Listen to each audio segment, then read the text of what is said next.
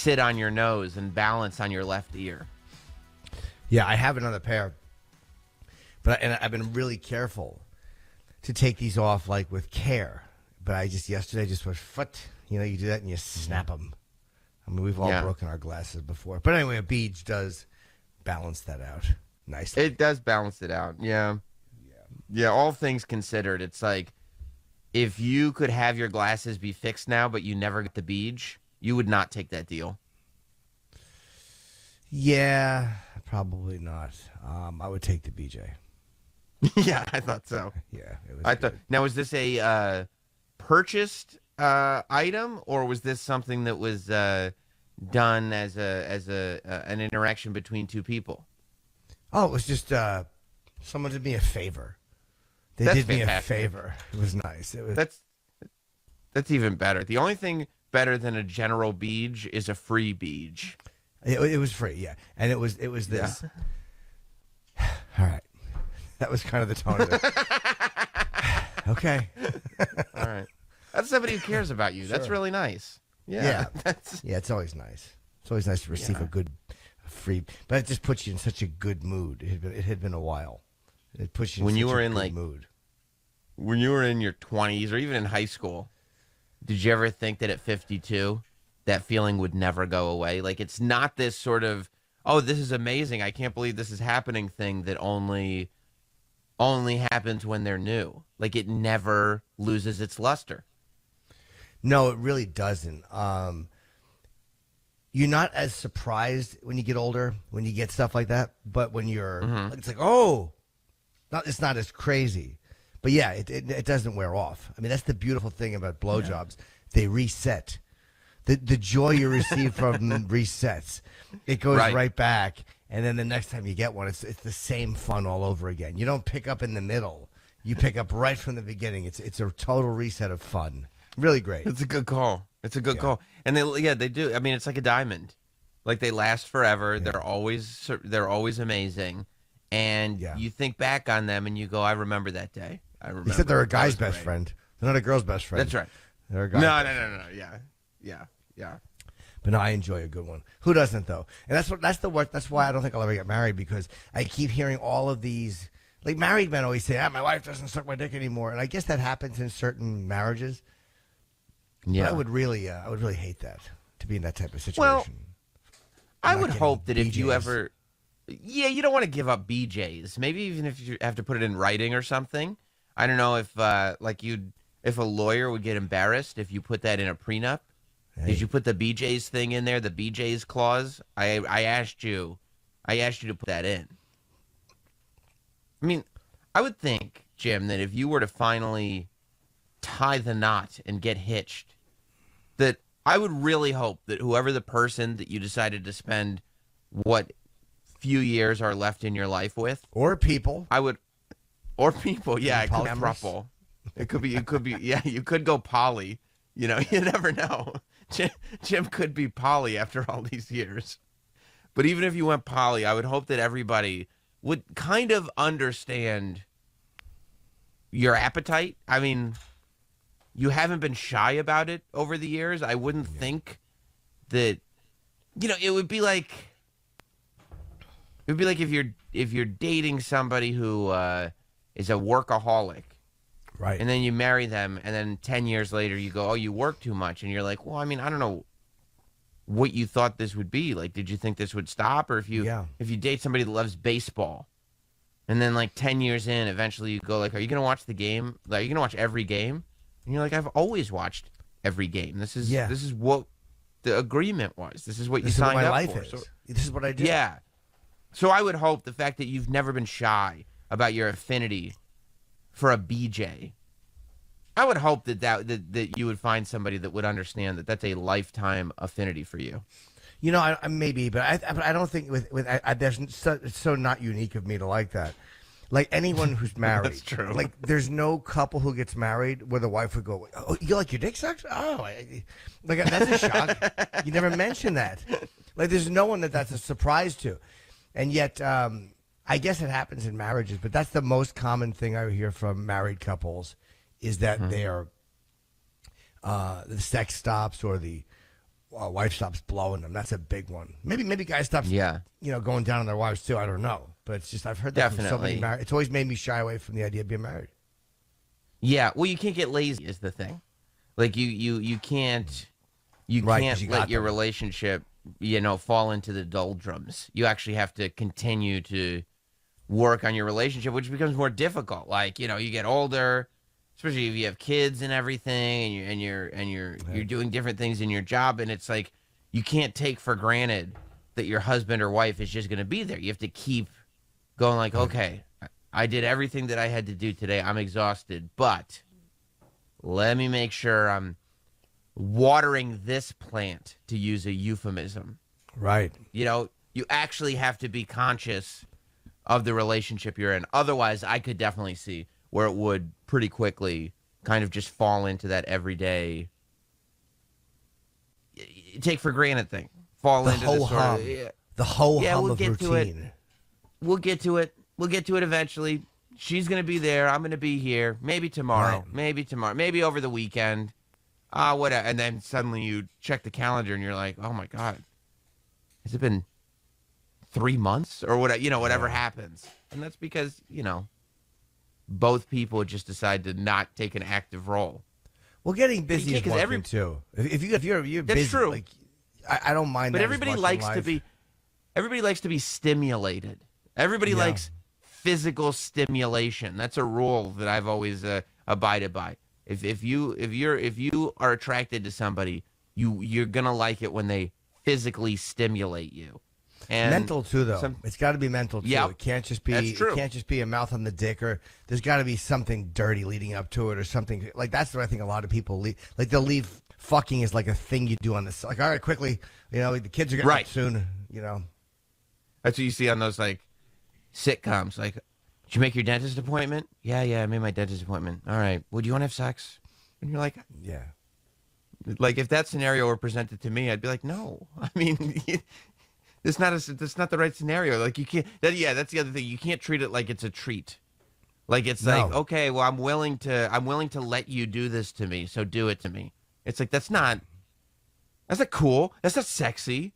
And I could never treat it like that with a woman anyway. Like, hey, you're about to get a treat. They'd be like, look, we both know I'm not. We both know this is not a gift. I don't know how guys. I'm always amazed like when women are on these clocks. Because like your body, you want to get pregnant, and they're trying to get pregnant. And they're like, okay, you can fuck me now, but there's guys that can like do that. Like I'm amazed. Like I would never work on a schedule. Like my dick would oversleep all the time. It would never be up on time. It would never ever make the appointment. So I don't know how guys fuck women when they're like, oh come on, we have to do it now, or today we have to do it today. Yeah, that might be where it starts for some relationships because that part is it's really difficult. Because that's where it is purely mechanical. Like it's like you have right now. Let's just do it right now. Let's get it done, and you can't. That part is it's really difficult because that's where it is purely mechanical. Like it's like you have right now. Let's just do it right now. Let's get it done, and you can't. Yeah, like if you're working towards a goal, then that's fine, but you can't let that become the new normal. Right. You know what I mean? Like you can't allow that to go. Like okay, this is how we do it now. Like no, like if you have to do it now because you're trying to time it out and it's been a few months and that's the other thing. Like if it doesn't work and it's been a few months and then you start going to doctor's appointments. Okay, the doctor said to do it this way. We got to do it right then, and it just becomes more and more frustrating. So then it's like not only are you thinking, okay, I got to be able to get it up. I got to be able to go when she needs it. You're also thinking, even if you are able to, like, you don't go limp, you're able to go to completion and everything, in the back of your mind, you're like, why hasn't this worked yet? Like, why hasn't she gotten pregnant yet? So you got a whole nother set of doubts that are in the back of your brain. It's difficult. It's tough. It is. About your virility. It's tough. About your virility. Yeah. Virility. I can understand that. But it would totally kill the. I mean, again, I know in those moments it is mechanical as to get something done. It's mechanical. To kind of use it. It's to use it for what it's supposed to be used for. Is use your dick to make life. But I just would hate that. You would never. If I was married and a woman was trying to get pregnant, you could never tell me this is what we're trying to do. Because forget it. It would never happen. You would have to just plan your filthiness around when that time was. And then I wouldn't know it. I wouldn't know that that's what was Right. happening. I wouldn't know it. And you go, hey, good news. I'm like, oh, it's great. Good. Thank Right, you. so- Well done. Job well done. So it'd be like you would of course have to agree, like, yeah, I do want to have kids. Oh, yeah. And then forget that. Like, okay, that's been agreed to, but we can't even talk about that anymore. And then Right. your wife would have to know what the schedule is. And then, like, Right. if she knows, like, okay, at this time we have to do it like around 9 o'clock tonight, then that means at like 7:30, start laying the groundwork. You're like a lady who needs to be romanced during the day, so Right. that at night it's like one of those long-term processes. You're like a lady who needs to be made love to. Right. But instead of rose petals in the tub, Mm-hmm. I just need you to cut the back out of your pantyhose and put your anus on my nose. Like, I just need a Yeah. different type of seduction, a different type of fun lead-in. But yeah, it's the same Instead thing. of- Men have to be romanced of- too, just differently. It's a different type of Right. romancing we need. For you, instead of rose petals in the tub, you want to come home and see the coffee table's been freshly polished and there's new garbage bags spread out on the floor. Yeah, and there's two like little foot pads on the top of the coffee table. I know it's gonna be a fun evening. Yeah, if I see there's a fucking a neck pillow under the coffee table, I'm like, she's really got a great evening planned for me. This is gonna be fun. Can you imagine the horror stories? Little Jimmy Norton Jr. grows up and he's a teenager and he's like, "Can you tell me, Pop? Can you tell me what the night of my conception was like?" Well, strap in, son. You're like, actually, I still have the texts if you want to see how it started. Yeah, that is kind of funny. There is evidence now. You can see how that night started for kids. I mean, there are probably some conceptions that are, I mean, a lot probably, that are on video. Yeah, Probably. I mean, people love that stuff. but who'd want to see that? Who'd want to watch their? Oh, I mean, you know. That's abuse. That's abuse. No, you can't. Ugh. Yeah, I'd want to see that. 'Cause isn't it weird to like you can't picture it, right? Isn't it gross to just no one wants Horrible. to picture their parents, but I don't think my parents would remember it. It was so long ago, and in the '60s, nobody. What kind of record did you keep? You Right. park the car somewhere, and that's it. Do what you gotta do. Get Yeah. it done. Yeah. So yeah, I feel good. I feel very good today. I feel at the risk of opening up a door I can't close. I feel chipper. I feel chipper today. I feel delightful. Did you see, like, speaking of all this, I mean, did you see the hand sanitizer cam that the NBA was doing? No, I read about it and wouldn't look at it. I heard about it but did not look. Dude, it's like, instead of doing like a high five or a kiss cam, because they want to keep everybody safe, because I guess they have some fans spread out in these arenas. Oh, They go from fan to fan, and they don't ask them to kiss, they don't ask them to touch each other, but they have a big fake bottle of hand sanitizer that shows up on the camera, like an animated one. And it squirts sanitizer onto the people in the audience, but it ends up like the way they have it angled. It's, I mean, long white ropes being shot onto people's heads and chests looks like they're taking it. Looks like money shots, right? the whole time. Yeah. Every single person, no matter where it's positioned, you're like hitting them in the mouth, hitting them in the chest, and then they put their hands up and they rub their hands together like they're happy Yeah. to get it. And you're like, what are we watching? Just How could basking anybody? in it. Yeah.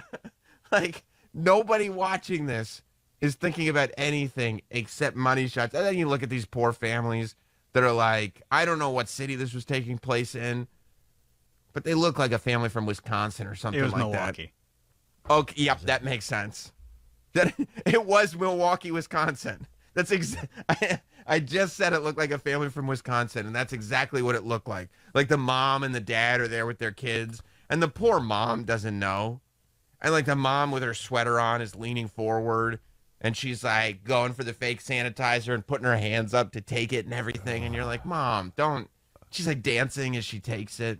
Oh, You're it's like, don't you awful. know? Don't you know what this looks like? It's Like, like you don't want to they're- see your mom on TV taking it like that. That's disgusting. Sure you do. I mean, she's doing it well. Of course you do. Yeah, I'm watching a clip of it where they're all taking a. It's just more cutesy, more cutesy waste of time shit in sports. And I know that I sound like an old man, like, it's just fun, and but it bugs me. And I never ever enjoy it. I never think it's cute. Or like, look what they did. That's the reaction they're looking to get. Yeah. Not a laugh. I get it. Not like a cute. What the fuck? All that money wasted and time wasted to get that reaction. Someone had to make those graphics, and that's all for this. No one enjoys. Who enjoys that? Who the fuck enjoys it? Do you think the person who made the graphics knew what it looked like? And they were like, all right. Of course. Yeah. You hope. Yeah, they did. Yeah, they did. They were wondering. This is probably the first draft, and they were like, I wonder. Like, they were probably trying to pop The Office, and they showed whoever's got to approve it. They just wanted to like make him laugh, and then the guy just let it go through, and he was like, "Wait, you're gonna broadcast that in the stadium?" Yeah, perfect.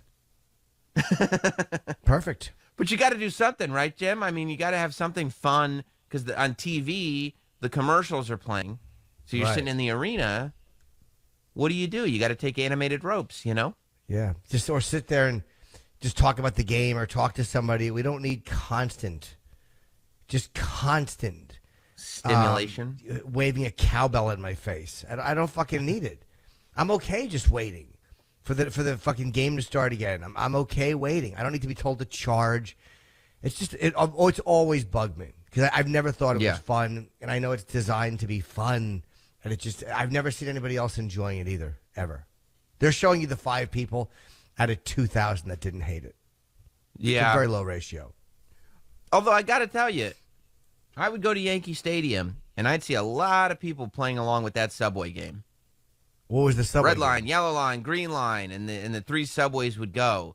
And then whichever, you'd have to either pick a color or they would separate the stadium into sections.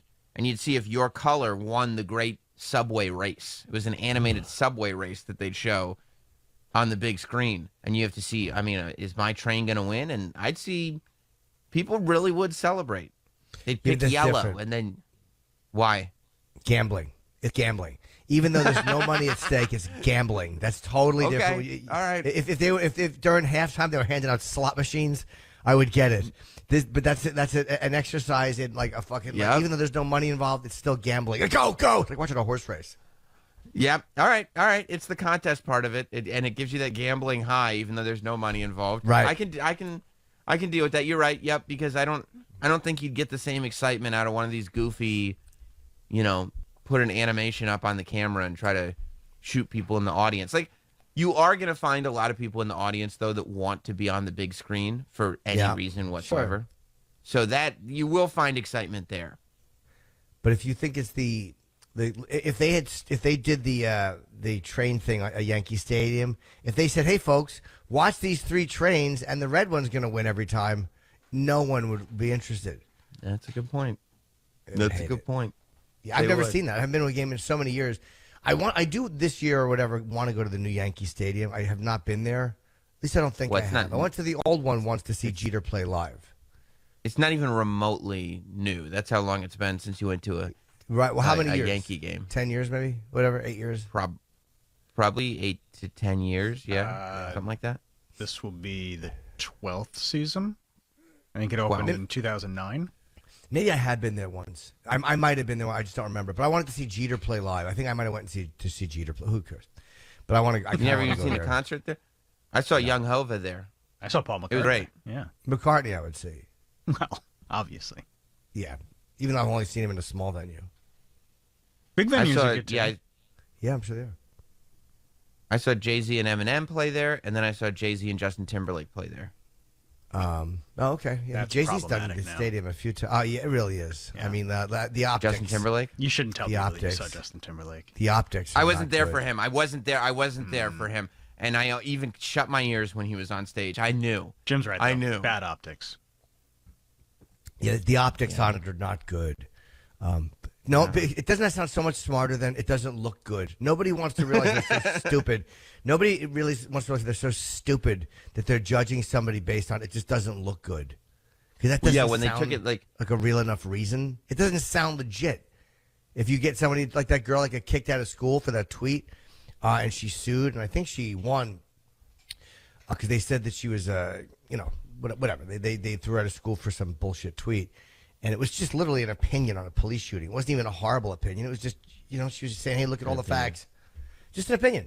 And police shootings, as much as they are painful and they're very polarizing. They're not events that only allow for a 100% opinion before the case is adjudicated. They're not these rare things in American life that only allow one thought. So anyway, she said this, and their reason with her was it's not what you said, it's the optics on it. Well, because it's a psychology that was taken from like kids that would be like, not a good look, not a good look.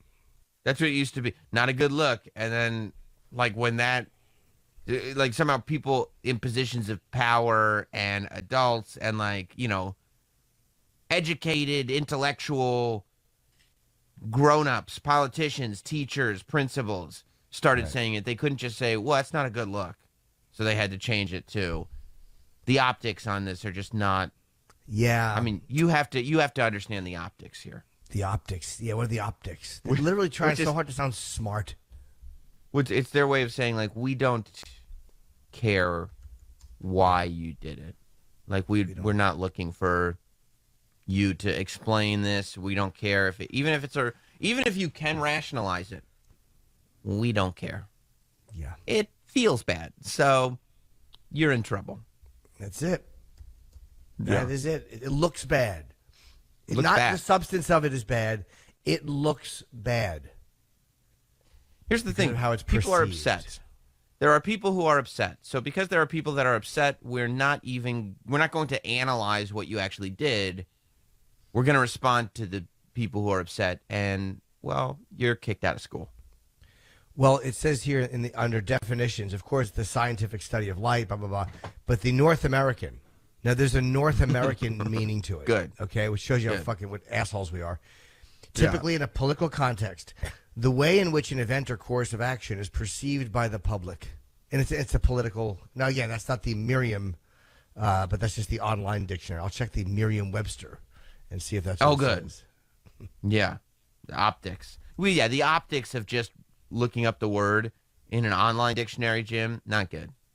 Those optics are not good. Those optics are not good. No, but I'm trying to see the actual, if it says North American.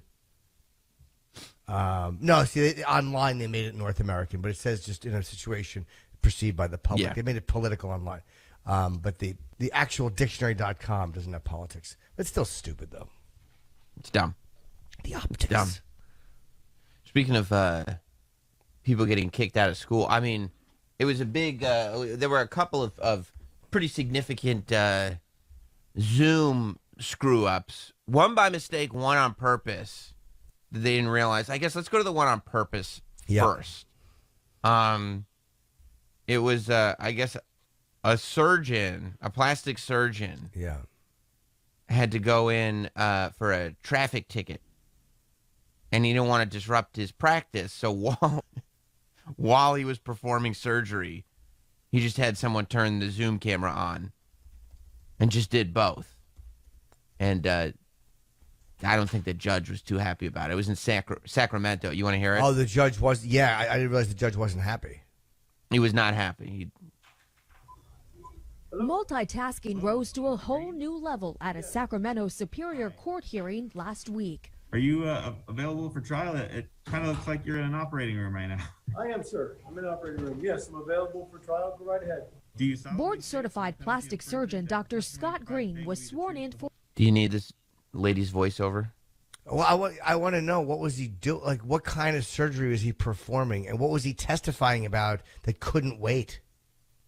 Well, He's it was a showing traffic off. ticket. And he's showing off. What a fucking dick.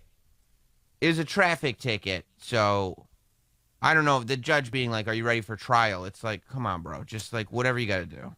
Well, no, let me ask you, what was this? Was this guy actually performing the surgery, or was he just getting ready to perform it? Oh no. He had his mask on, like he was performing. He wasn't sitting there with the knives and stuff, but he was in he was all scrubbed up in the surgery room. You can hear the boop, boop, boop behind him. Right. And he was performing surgery. For his live-streamed traffic court hearing and then appeared to continue working while waiting for the court commissioner to appear. Right. So like while he's waiting for it, like, and you see him on the Zoom, like they're like, okay, the guy will be here in 5 minutes, and he's like, okay, and he goes back down and continues to operate and cut up and. I wonder what he was whatever he's doing. Because you'd love to know. Well, it's Before the plastic surgery, I think. Right, but the lawsuit. Yeah. If there's a mistake. Oh, my doctor was in court while he was doing my surgery. He must be doing something like just putting sutures in or something. There must be something really, really simple he's doing that you could kind of do in your sleep. What the fuck are you doing in an operating room that you're so comfortable doing you can look up and testify? Yeah, like not only is there video evidence of this, but it's literally on the court records that you were doing this. Yep. And the judge is saying, "Are you performing surgery right now?" And he goes, "Yes, I am." So if there is anything that could possibly go wrong in the surgery whatsoever, there would be a malpractice suit that the patient would win so quickly. I'm going to say this. I don't know who it was or what the surgery is. Now, hear me out. But I kind of hope the person dies. Now, here's why. I just Okay. think it would be a great story to watch this doctor have to explain how he killed a patient, testify at traffic court. It's not even a murder trial. It's fucking traffic court. So it would be really fun to see him have to explain his way out of why did you go to traffic court and kill this man on the table. Yeah, I'm kind of with you because it's like we don't know the man. It's not going to affect us personally. Like, fuck. we're letting. If I said, would you be okay with a stranger dying? Sure. If it meant that you were going to get to see this doctor go to court because he was on Zoom while he was performing surgery, and he on accident killed somebody because he went to traffic court, I'd be like, yeah, I'd like to see that scenario. I would like to see that scenario. Yeah, it's funny. Yeah. Like when stuff like this happens, you kind of want the worst case scenario to happen. Of course. Because it's like, that's why you're not supposed to do this. Right. Because there's a risk of death. Or I wish it was like one of those really crazy, like a fucking face implant surgery. Like some guy that got his face shot off and it was a 24-hour surgery and this guy was part of the team and he's testifying and they're like, I can't concentrate. They're fucking the guy's face up. Yeah. I'm sure it was a very simple surgery. Why is his nose on his forehead? Because you were on Zoom the whole time. You were in traffic court. I couldn't concentrate. Commissioner Gary Link stated his objection. I do not feel comfortable for the welfare of a patient if you're in the process of operating that I would put on a trial. Dr. Green tried to reassure him. I mean, that is true. Like, people get annoyed when you're on your phone and you're on Zoom with them. Like, imagine if you're performing a surgery. Like, that really is, Judge, Your Honor, I'm not taking you seriously. Just do whatever you got to do. I'm gonna perform this surgery. That's also the judge avoiding being named in a lawsuit. Because smart. if he does it and he's complicit all of a sudden, and you knew he was doing surgery on you knew a patient was under. Yeah. A judge is smart. Yeah. He's going, what the fuck? Or the clerk or whoever that is like, fuck this. I have another surgeon right here who's doing the surgery with me, so I can stand here and allow them to do the surgery also. Not at all. I don't think so. I don't think that's appropriate. I think Commissioner Link immediately put the brakes on the hearing. I apologize, Your Honor, to the court. Sometimes surgery doesn't always go as the court. You think he was trying to show off a little bit? Of course he was. Being an asshole. And then now he gets fucked because now he's like, yeah, I'm not going to do this. Like, we're going to do another date. And he's like, I didn't think I would get in trouble. I figured you'd think I was cool. I figured, who's going to give a ticket to a doctor? Like, just that's what it is. It's a traffic ticket. Just plead guilty and sign the back of a ticket, and send a check. Yeah. If I sign the back of a ticket, it's going to be with a load. Yeah. Yeah, this was really stupid. He really thought this was going to look cool and like, whoa, all right, you're case dismissed. Save that life, buckaroo. And they're like, no, this is not appropriate. Come back. I hope they really throw the book at him. I hope it's for something serious, too. But, a doctor can probably that does show you the insight. Is these guys have to concentrate, but I imagine they can just have full conversations and do what they're doing while they're doing surgery. Like they have to look, I'm sure, but he could probably do both of these things and not have an issue. Yeah, I mean, yes, theoretically, yeah. Like these doctors probably have so much of this is muscle memory, where they just know exactly what to do. Like there are doctors who look at an X-ray, and they know exactly what moves they're going to make in surgery to fix everything properly. Oh no, I'm looking at this X-ray, and we'll go in, we'll cut in through there, and we'll turn around there, and we'll clean this up. But I mean, just as a patient, like you have to pay so much. Doctors get so much money. You're giving them so much money. And you're entrusting them with your life. You'd like to think, hey, doc, while I'm on the table, I'll be your only concern, right? Oh, yeah, for sure. Like, you'd like to think. And as much as sterilization has to happen in a surgery room, how can you use the phone? Yeah, I don't understand how you can concentrate on answering a question even if something's going wrong during the surgery. I just don't understand how you can. Is this guy getting? I mean, he's probably a private practice, but will there be a problem for this doctor? I was just typing to you that California's medical board is investigating him now for an ethics violation. They have to. It's so. What a show off and an ass to do that. He probably thought it was going to help him. Like, oh, I didn't know you were a doctor. Well, sir, dismissed. Surgery. Yes, thank you for your service. Thank you, frontline warrior. He bought into that frontline warrior shit, and now he thinks he can do whatever he wants, and then he realizes, nope, sew that patient up and fucking pay your ticket. What's the ticket that he is being? All I've found is that it was a traffic violation. So that could be running a red light. I mean, that's rolling a stop sign. That's what it is. Yeah. It's probably a bullshit thing that he could have easily paid, but he did. He thought it was 7 p.m. and the judge was going to stand up and do the standing ovation for the frontline workers, and he didn't realize that this judge was going to be completely unimpressed by the fact that he was performing surgery. If anything, disgusted.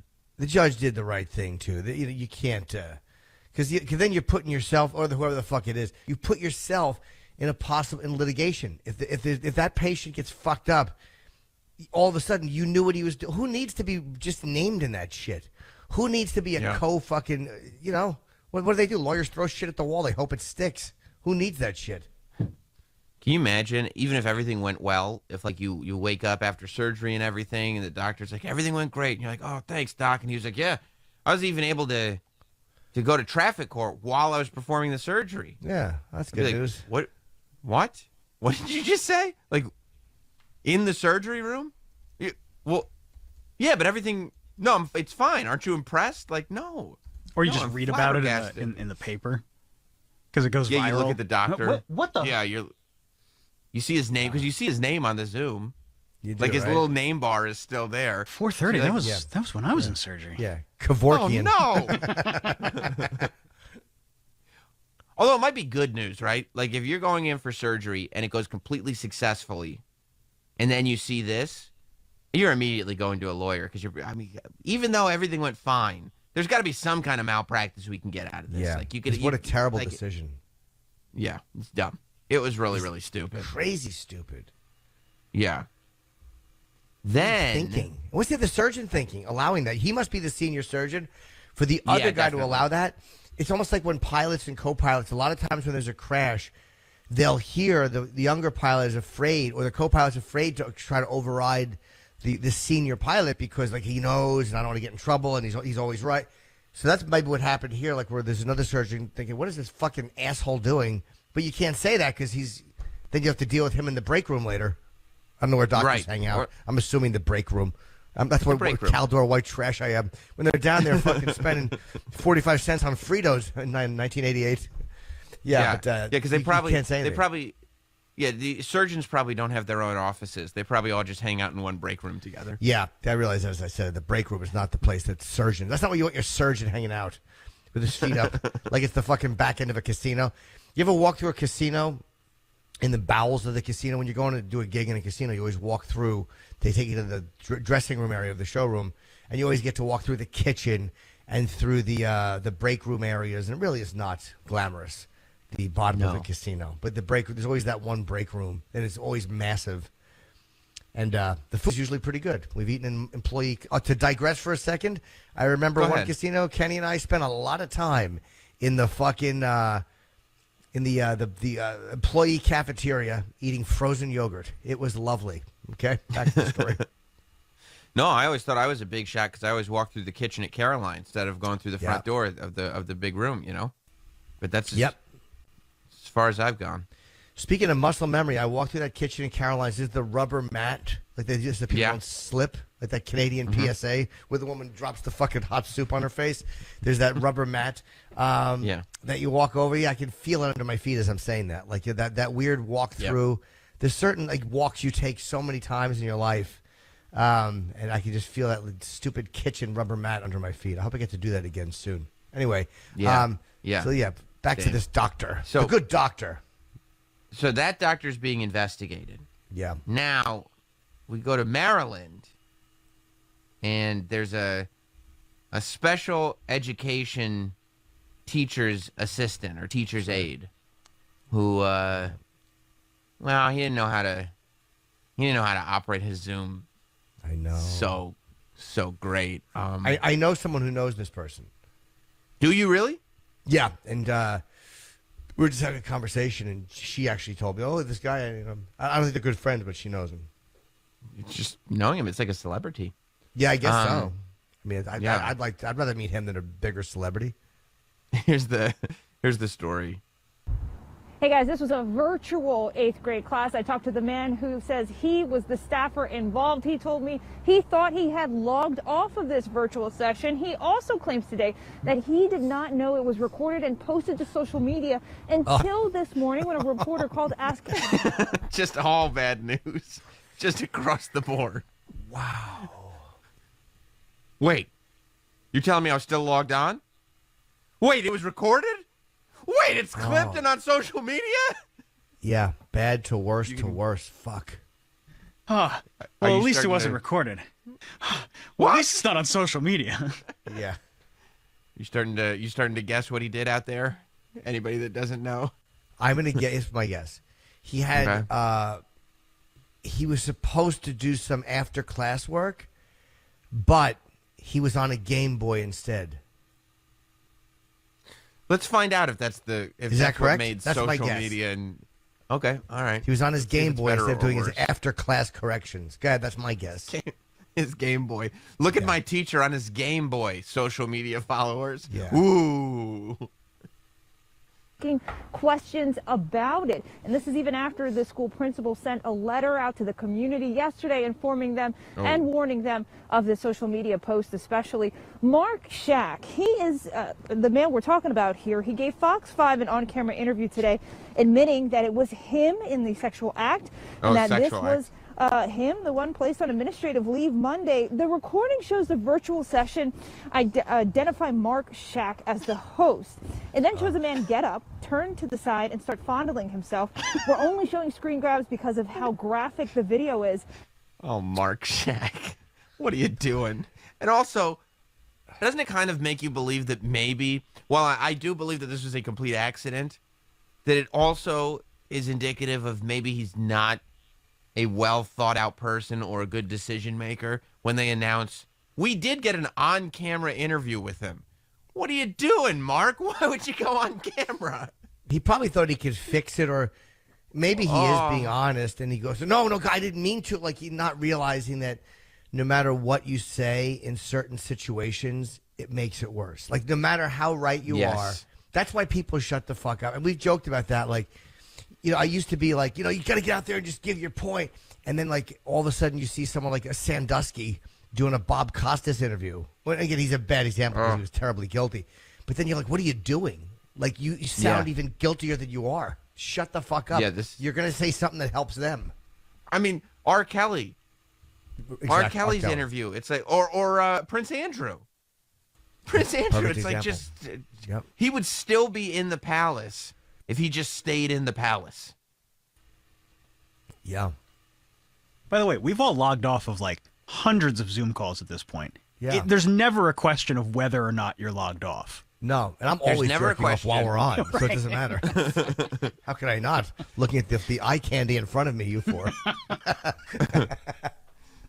There's never a question whether you're logged on or off. And That's right. quite frankly, who starts masturbating immediately after they log off? It's such a weird thing to do. Like, Yeah. like just wait. Here's the rule of thumb in this new normal that we live in, because who knows when the virtual workplace is going away. Don't masturbate until at least 10 minutes after work. Just at least give yourself a 10-minute buffer between Zoom work and masturbating. Because that's my other question. Like, what had him so charged up at work that he didn't even remember to log off of Zoom before he started going to town? Yeah, especially when you teach 8th graders. Here's how Special this is how I do it every day at education work. When you're talking at work, like sometimes you just quickly, like, I'm like, all right, Sam, Travis, Troy, Mike, I'll see you guys tomorrow. All right, take care. Oh, I gotta come. You guys can't see how fast the camera closed. Like, all right, guys, I'm just gonna. I'll talk to you later. All right, I'm gonna pull my cock out. I gotta jerk off. How fucking wait a few minutes or close your computer. I understand the urge. Maybe he was probably you know what it is. He probably again has a system where he's probably as he's doing class, he's probably perusing the internet in the background, finding things. And then all of a sudden he finds what he wants to jerk to. And then once his class is closed, he doesn't have to start looking. He can just look. I don't know if he's married, but again, that might be another time where his wife is not allowed to come in the room because he's in class. But that's probably his system, where he just peruses the background and then starts jerking the second class is done. Because it might have nothing to do with the students or the visualization of the students. It might just be he's searching behind them to find something. But that's such a stupid and risky thing to do. Very. It's even like what happens if you push play on a video by mistake and you don't realize your audio's on? 100%. And all of a sudden 100%. there's porno noise in the background. It wouldn't have been an equally as bad story, but it still would have been a bad story. This is worse. Yeah. This is much worse. And your volume is on. Your volume's always on because you're talking on Zoom. Of course. So, like, you can't avoid that. And I've had windows open in the background, just not porn, just a regular window. Or the worst is when you have to shut all your windows because you hear, like, it's an ad. Usually it's an ad playing somewhere. You know, 1-800 clean your teeth. And you're like, where the fuck is that coming from? And you close window after window and it's still playing. Like, you imagine the panic if that was on Zoom. I've never been big, like, for as much as a fucking dick tugger as I am, I've never been big in jerking back and forth on video. Like, I've always been kind of like, Plus, most of it is because I just don't like how I look naked, and neither does anybody else, so it works out beautifully. I never, I think I've done that a couple of times, but never just really tugged my dick. But then again, this guy didn't mean to be doing that either. He just did it. It just happened. No, he didn't realize he was on video and on social media. Although maybe he can justify it because luckily they did air his comments on television, and he looks, I mean, much better for it, I'm sure. Good. Shaq told us today he works as a teacher's aide and that this was a virtual history class involving 2 or 3 students. He says he's been at Shady Grove for about 3 years. He's listed as a special ed paraeducator on the Can you school's pause that real website. quick? I know she didn't say that, but it sounds like she said, and he's been a shitty girl for 2 or 3 years. Doesn't it Yeah, it definitely sounded like that. He's been a shitty girl. Ooh, that's his big fantasy. The principal of the school Shitty sent a girl. note only showing screen grabs because of how graphic the video is. Shaq told us today he works as a teacher's aide. I mean, it also sounds like his name is Shaft. Every time she says Shaq, I'm pretty sure she's saying Shaft. Yeah. Which isn't the best. And that this was a virtual history class involving 2 or 3 students. He says he's been at Shady Grove for about 3 years. He's been a shitty girl for about He's been a shitty girl for 3 about 3 years. years. And he needs to be spanking and have thigh highs put on him and have somebody put in his hiney to straighten him out. Oh, Shaft. Listed as a special ed paraeducator on the school's website. And do you know, like that? Do you know if I was the parent of an 8th grade special education student, you know how mad I would be? There was a guy that just started jerking off. I'd be furious. Yeah. Furious. I'd be murderously angry at this man. And he's like, I didn't know. What an ass. The principal of the school sent a note to the families yesterday. Hang on. He's reload ski, I guess. I want to see internet. I want to see the video. That's probably the problem. Because there's no charges. You want to see the full video? I'll tell you why. Yeah, Maryland middle school teacher said he's not going to face charges. So they must have watched it and realized, like, the fact that he kind of went on. I want to hear what he says. The fact that he went on and talked, he probably really didn't mean it, because he's like, "Oh, I can fix this." I doubt you're doing that on purpose and being as shocked. They're not filing charges. I don't think he did it on purpose. Right. I don't think he did it on purpose. I just think he's a dope, total idiot. 5, he engaged in a sexual. Hang on. A virtual history class involving 2 or 3 students. He says he's been at Shady Grove for about 3 years. He's listed as a special ed paraeducator on the school's website. The principal of the school sent a note to the families yesterday informing them of this incident. A school spokesperson also warned students could face disciplinary action if caught posting or sharing the video. That's bullshit. Mark Shack was very shaken up when we talked with him, saying he thought he had logged off and that he was doing this in the privacy of his own home. I don't know what to say. It was not directed towards the kids. I had no clue that I was online. I'm not like a deviant, and I wouldn't do something to jeopardize my career. Like, I mean, that's silly. I've been, for... That's a bad excuse. Like, you shouldn't be like, here's why I wouldn't masturbate in front of all the kids. But he did want to clarify. Jeopardize he my wanted paycheck. to clarify that. He wanted to clarify that. Like, this wasn't the kid. Yeah, he sounds kind of like... At no point do I think that he did this on purpose. I don't think that this is how he got his rocks off. I think that, he's an idiot. Now, look, if the person teaching my kids is not bright enough to turn off his Zoom and before he jerks off, I don't want him there. But, like, I wouldn't go and press charges of like, child endangerment or something like that. I wouldn't want him working in the school anymore if it were where my kids were going, but maybe I mean, I know. I don't know. You weren't even upset with Jeffrey Toobin, though. You really don't get bothered if people accidentally show their dick and balls on Zoom. He's very pro dick and balls on Zoom. Yeah, but look, I'm talking to her every day, of course. I mean, but it isn't that I like. He definitely fucked up, Toobin. I'm not saying he didn't fuck up, but I don't like. I think there are people that do things on purpose. And I think there are genuinely stupid mistakes. And the humiliation of having done that is like, I think that's a tremendous punishment. I think he's still with CNN and like. But I mean, that's why there's murder and manslaughter. Like, you still get in trouble, even if it wasn't like. But you understand this. You understand the mistake. But you understand this story, Troy. Well, what? I understand. No. Wow. I understand. I understand seeing something. And it triggering something, you're like, I got to get out of this situation because I got. Well, he's probably someone who taught Troy. That's why he's one of Troy's teachers. The class you could be in. Yeah, no, it's but I understand what Troy's saying. You understand how this can happen, where it's not even like you're done with your situation that isn't sexual, and you're moving on to the one that is. One doesn't segue into the other. You're just okay. Now that I'm done with that shit, I can do what I really want to do, not realizing that the. But I mean, there is no pause. Yeah, there's not even a 5-second buffer. The video. I have to see the video. You guys are forgetting about the fog, man. That shit comes rolling in. He's an eighth grade special ed teacher. I mean, he's literally looking at 8th grade special education kids. I know, but he's not. Maybe he's not focused on that. He's focused on whatever else is on his screen. Okay, well then, of course he is. At the very least, his lack of focus. Okay, at best, absolute best case scenario, the fact that he's not focused. He's only got 2 students in the class. The fact that he's not focusing on the 2 special education students and instead is watching porno. That right there. I mean, if you were in a school, right? Okay, follow me on this one. No Zoom, no jerking off. If you're in a school, right? And like the teacher hands out tests, right?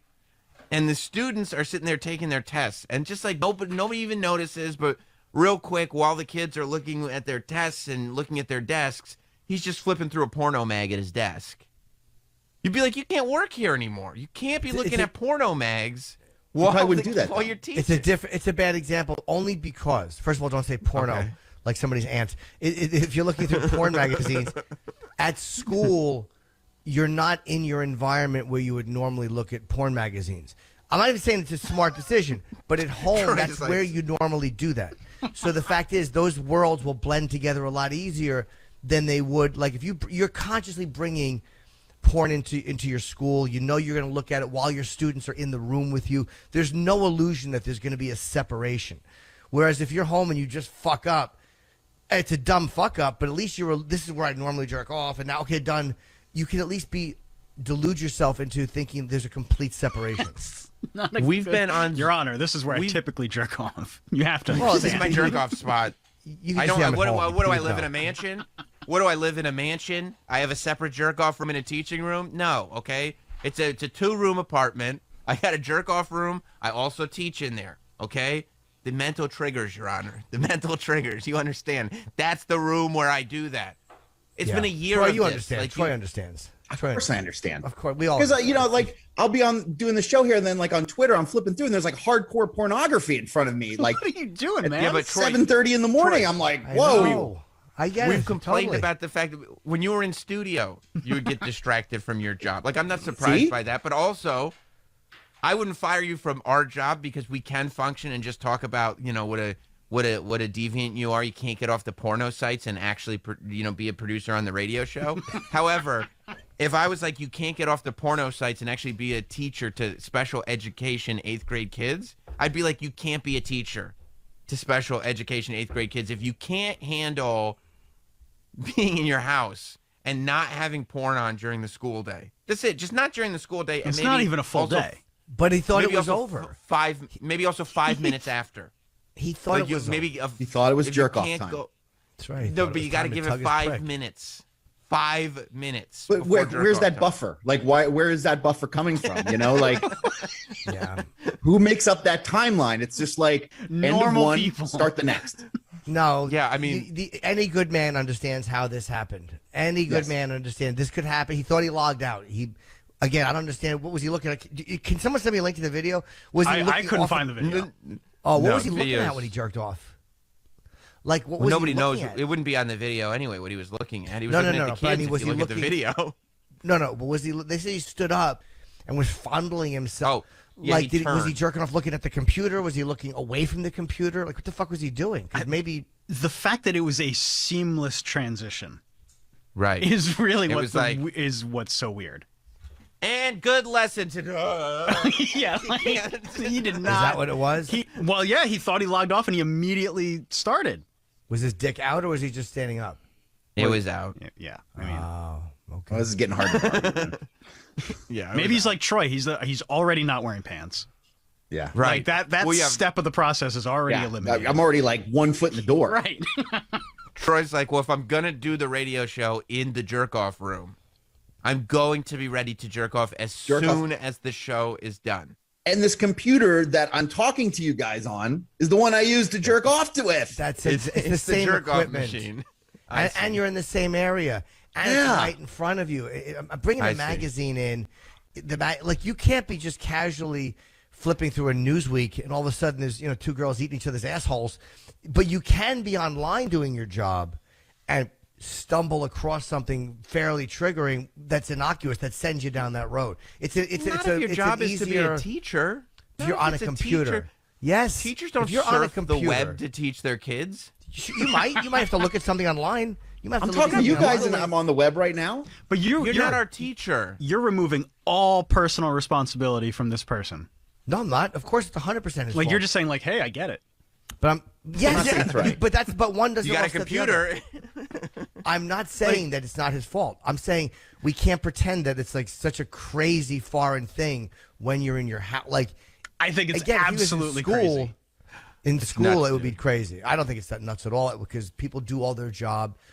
People do their work from home now. It's a different world. People are not handling that well. They're just not blurring that line fast enough. Jim understands the fog. I understand the fog. You guys don't understand the fog. I don't think there should be a fog if you're teaching 8th grade special ed kids. Yeah, but just because you teach 8th grade doesn't mean there's no fog. Exactly. It's nothing to do with them. Tubin wasn't teaching 8th graders. They're in front of you. Nothing to do with that. Like, your job has nothing to do with it. You guys are in front of me. I'm not getting stimulated by you, but I go on Twitter and I see hardcore pornography. It's going to fucking throw me off. Of course. Okay, well, that's another thing. Like, right there. Like, if you were like, well, teachers don't need to be, why would he be on Twitter while he was teaching 8th grade special education? Like, there's literally no What was he supposed You're to do on if they're Twitter taking a test? Let's say they're taking a test. Let's say they're doing something. Do this assignment, kids, and they're doing the assignment. What's he supposed to do? Just stare at them? Like he's got a couple of minutes to kill. Like I'm sure teachers, but maybe not even. Again, it's his fault. It's totally his fault. But it's not such a foreign world that we have no idea how a person could stumble into that. It's like saying somebody who drinks and they get in the car after they've had 30 beers. You go, yeah, that's fucking insane. But if someone has one drink and gets into a car and drives and has a fender bender, you're like, yeah, that's not as crazy or as far in a concept. That's all I'm saying. It's stupid. Yeah, you should absolutely not. This isn't one drink fender bender territory when you're jerking off in front of 8th graders by mistake. No, but the analogy is we see how somebody goes into a certain area without meaning to be there. Like it's not such a crazy thing. When you wander again, because Tubin is another example of a guy who was actually in the middle of something and just did something so fucking careless and stupid. And it happens. It happens now that we're all forced to work from home. No one's asking to work from home. People are forced to work from home, so they just kind of get into different weird habits. I don't think it does happen. I think that's why when it does happen, it becomes a news story. Like it's not like this thing that like, oh man, everywhere you look, people are just jerking off all over their jobs. No, like, it doesn't happen. It does happen, but most people don't realize it happens. And they're not getting caught. Right. That's like being, that's exactly it. It's not that everybody's doing it, but a lot of people are looking at porn or doing whatever they're doing. And I'm not saying that they even shouldn't get penalized for that or get in trouble, but I just can't pretend that it's not, like I definitely get how it could happen if you're not careful. Like how you could bleed one world into the other. Well, let's see if Mark Shack can defended himself, make a case for himself, yeah. Because you guys are doing a good job. Well, look, I mean, I would definitely defend this guy and go. The problem is when there's children, it's fucking awful. It's really impossible to. That's the kicker. You know what it is, the Jim? problem. The optics on this are really bad. The optics are bad. And the non-optics and the actual event because there's 8th graders. You know what I mean? It's a different. It doesn't matter how. If you've still shown your dick to 8th graders, it's a really tough thing to explain away. Yeah, I mean, this is significantly worse than Jeffrey Toobin. Significantly. But it's the same thing. It's the drunk driving. You have a fender bender or you kill 8 people. It's still the same action that leads you there. These guys, I don't think either one of these guys did it on purpose. It was just a stupid mistake. I don't know how it happened. On Zoom, that's why I would never, That's why you're not criminally charged, and I don't think you should be criminally charged. But it's like, bro, what the fuck are you doing? We can't trust you to be a teacher's aide here. If you're gonna the president's doctor is in trouble, right? Because the president's doctor, they're saying he might have been on Ambien while he was on call. And you can't be on Ambien while you're on call, even though you understand, I'm probably not to be used. We're on a plane right now. Yeah. Let me take, you know what I mean? But you know you can't. The same way a teacher, even though you're at home, and even though you're on your jerk-off computer, and you're in your jerk-off room, you just can't browse your porno tabs until after class. And if you get caught, you got I'm not saying, but you also get why a doctor would take Ambien even though they're on call. They're tired. But when he gets caught, it's like, well, you were clearly not doing your job. Like, you have to be punished for this. Oh, that's right. This guy also runs a pirate party business, and his name is Captain Funny Bone. I didn't want to bring up his party business. He's a pirate magician. Captain Funny Bone got in trouble for showing his penis.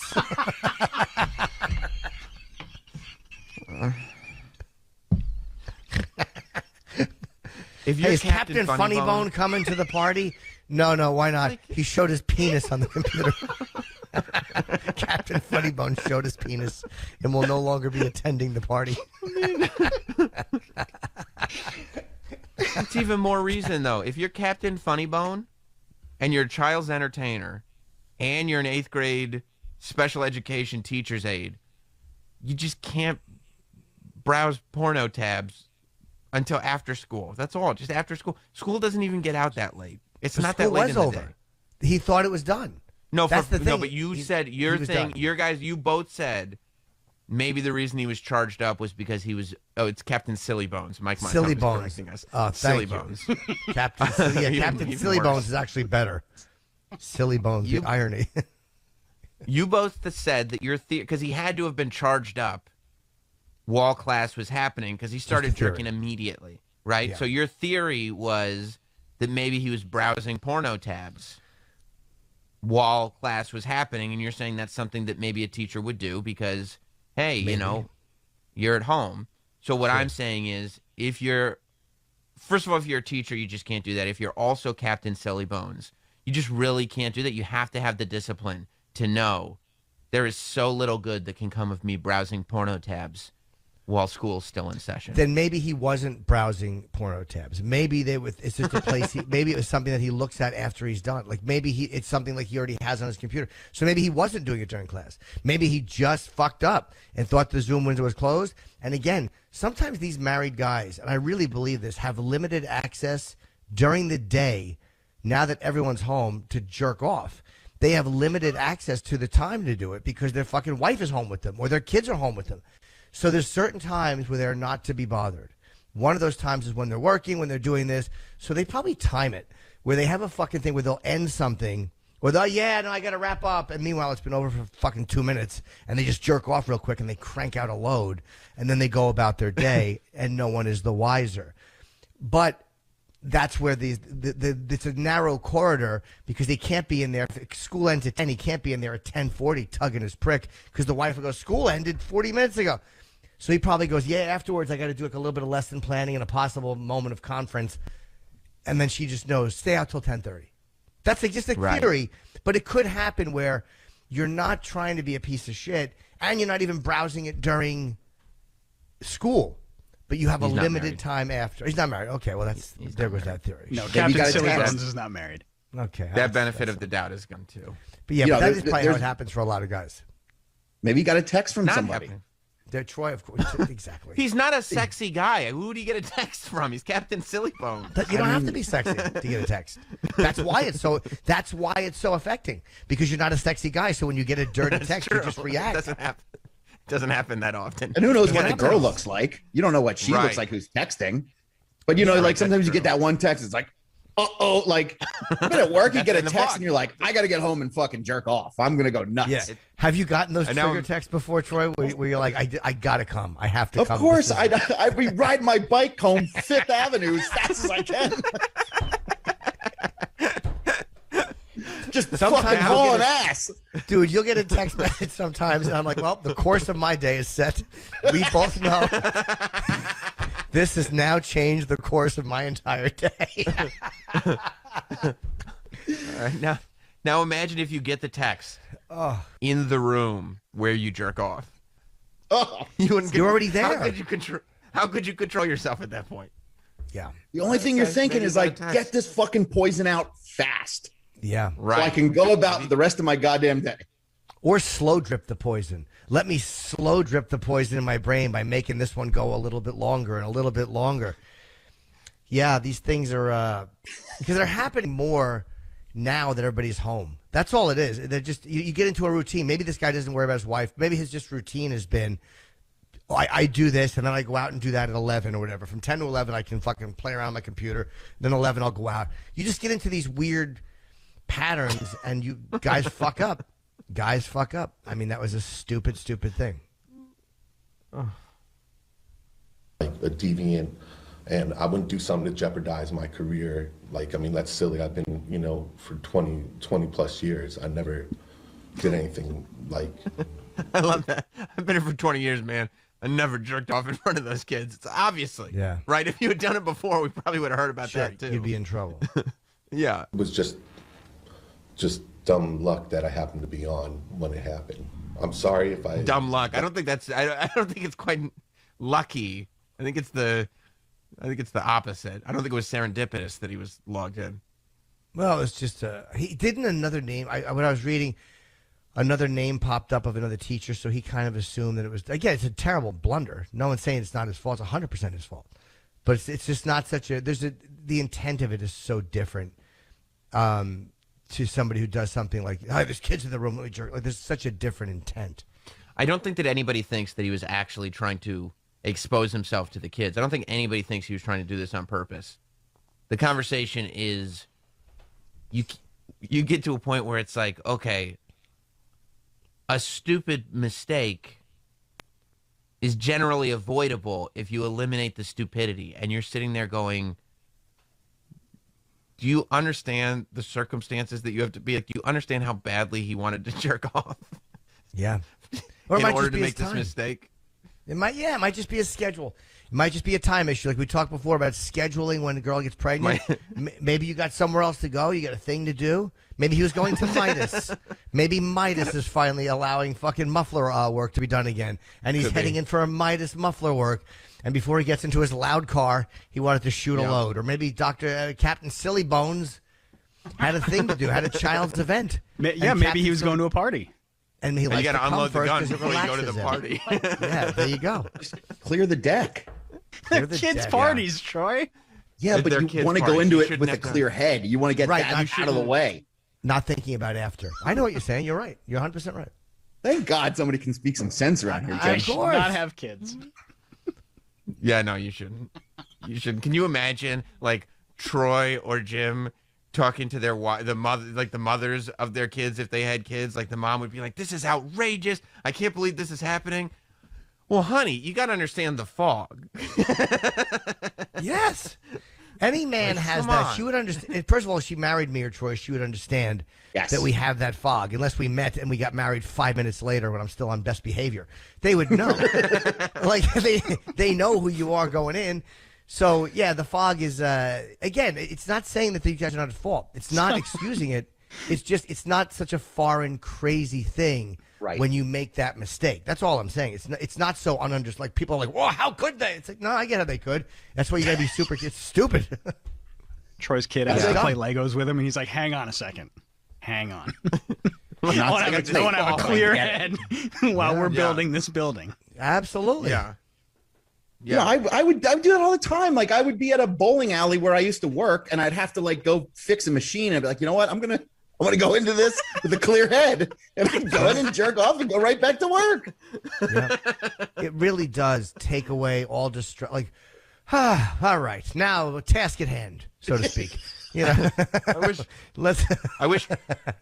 I wish Troy was a principal of a school, and like at a PTA meeting, somebody raises their hand. Can you guarantee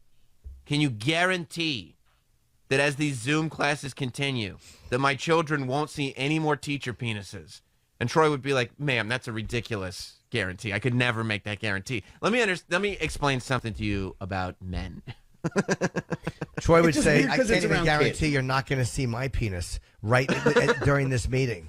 Yeah. But yeah, because it's around kids, it's rough. Yeah, yeah, that's where it gets rough. Matter of fact, before I answer this question, let me go unload the gun. I got to get a clear head so I can really think about this. But this does go on. I mean, it's what people do at home, especially, again, there's other circumstances where you wouldn't have any reason for it. But at home on your home computer, it's a terribly stupid mistake, but it's not so foreign that I don't understand how a guy could do it. It's like you get how. It's like getting distracted on your cell phone. It's stupid to do, and when someone kills somebody doing it, you're like, "Look, of course you did it. It's your fault." But we know how that can happen. Like, it's something that, like, yeah, you see how you can forget where you are for a minute and just do something so fucking impossibly dangerous. And I mean, you know how many accidents I've almost had? I have to stop doing it. I try not to. I'm in more danger when I'm doing 20 than I am when I'm doing 70. Because when you're doing 70, you kind of know. But when you're doing 20, you're texting, and it's very dangerous. Stupid. Yeah. You still do it, though? Not as much, man. I really try hard not. Thank God for talk texting, because that really does help. That helps. But I try not to. Yeah. You don't have a thing where you can plug it into your car and it just like Siri goes off or whatever? I don't use Siri. I hate Siri. You don't have CarPlay? I don't fuck with I got CarPlay. With really? I need that shit happening while I'm in the car with somebody? That's a great point. What are you, out of your fucking point, mind? Here's where I learned that lesson. When I was first, years ago, getting a BMW X6. I was leasing one, and they had that new thing where if you plug your phone in, and then all of a sudden my contacts come up on the fucking screen in front of me. I'm in the car with my girlfriend, and a girl's name comes up in the contact screen, and it says, so I forget the name, and in parentheses, it was like S&M fantasy or something. Like I had that next to her name, or bondage or something. It was some really sexual thing. And my girlfriend looked, and again, it was somebody I think that had just been in my phone. But this asshole car popped up my fucking contacts, and I'm like, never again. Fuck you, car. Yeah, I don't blame you. Never again do I link that shit. New text from Jessica, parentheses, with penis, parentheses. Yeah, well, that goes without saying. That's like saying Jessica with hands to text. Jessica, uncut, Detroit. Yeah. But yeah, you really have to be careful when you connect. Like I don't know if I'll ever be in a position where I'm just comfortable, because a lot of times I get random communications from people too. Like you get that shit like where you're not even, it's not even a conversation you're actively engaged in, but you'll get them, and once in a while they're like, oh, like it's hot, it's great, but you don't need a girlfriend or your mother in the car with you hearing that shit. No. I mean, I guess it sucks. It's the same reason why you don't have the iPad text computer, like your texts go across all your devices, because you leave your iPad at home, or somebody's borrowing it. I see. Yeah. I see. That could be trouble. Sure could. That could be trouble. Sure could. Troy, you understand.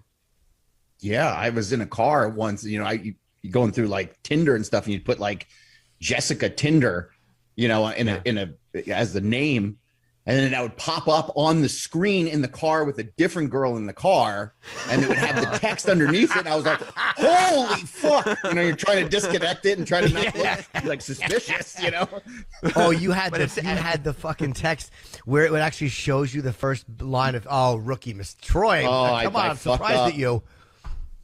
Fucked up. My phone, quiet as a mouse. My phone. It is. That's why I tell people, don't call me. You got to text me, because all notifications are off. That whole, do you want your one line of text? That's it. What a cute question. How do you type in absolutely not? Fuck you, phone. Zero fucking first line of text. Absolutely. You live, you learn, right, Jim? You do, man. You do. I've made that mistake. Made a lot of mistakes. You bet. That really is. I mean, that is the separation of lives. Like Travis and I going like, you don't have CarPlay, Jim? And us looking at you like, why wouldn't you have CarPlay? And you looking at us like, why would I have CarPlay? Are you fucking crazy? Like, yeah. Yeah, like it's just two different lives. It's like it never would have occurred to us that would be a problem, and it never would have occurred to you that like it seems like it's only a problem. There's only problems with this service. See, and that's kind of like, and I'm sure Troy is the same. That's like the kind of, I'm happy I have my life, and I'm envious of your guys' lives. Like Sam and Travis have these lives where they love the women they're with. They have great normal sex, like just healthy sex that feels good. They enjoy, like they're normal guys. They have this great life. They love having kids. Like they really enjoy these things on their phone, and they have all like it's a good way to live. And I kind of envy that in certain ways. However, if either one of these guys ever had their assholes eaten while their dick was being spit on, they would go, "Oh my! I've seen the light." I get they it. Would understand. So I get both the attraction to both lives. But you guys have sex and enjoy it, like with women, not with each other. Wow, Sam, you've never paused before connecting your phone to CarPlay with your wife in the car? I've thought about it sometimes though. When I think about, because I know Troy and Jim so well, that I do sometimes think about you guys, and like I consider it like little blessings. Like there's this freedom in my life, like especially some of the conversations I've had with Troy, where it's like there's just this level of stress that I just don't have. Like I am so happy to be married, to be in a relationship that I like, to not be looking for anything else in that department whatsoever. I don't have to worry about alerts going off on my social media. I don't have to worry about like if I can hand Jess my phone and she can scroll through my photos. If she picks up my phone and my DMs are open, all she'll see is like, hey, you want to do my wrestling podcast? Stuff like it's just you don't have a panic attack, right? Nothing. You're not constantly looking over your shoulder. Not at all. Not at all. Jess has my passcode to get into the phone. And that's liberating. But at the same time, it's liberating. Jim and I have had a lot of fucking fun that you have not had. You've never felt a finger, the feeling of a finger slipping into your asshole while you're being blown. Like you've lived a good life, but you've never hit zenith of what fun can really be. Yeah, and I think about that sometimes too. It's like, that's why maybe you don't take that first step, because it's like, I don't want to go down that rabbit hole and find all those. We're in all those pleasures. Oh yeah, you're looking up. Like, I see a pinhole of light at the top. I'm deep in. Yeah, they don't tell you that when you're like young though.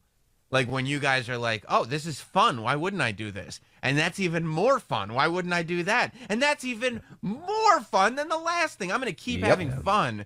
And they don't realize that you don't realize then that it's literally, it's a lifetime commitment to, let's be honest, to the devil. Well, and that's what therapy's for. That's why you're there working it out. Yeah. Trying to get that demon off your back. Please get this demon off my back. Yeah. Yeah. Yeah. But I don't know this Captain Silly Bones, so I don't know what motivated it. Like, it would help if I knew the guy. Like, and like, oh, this is probably what he was doing.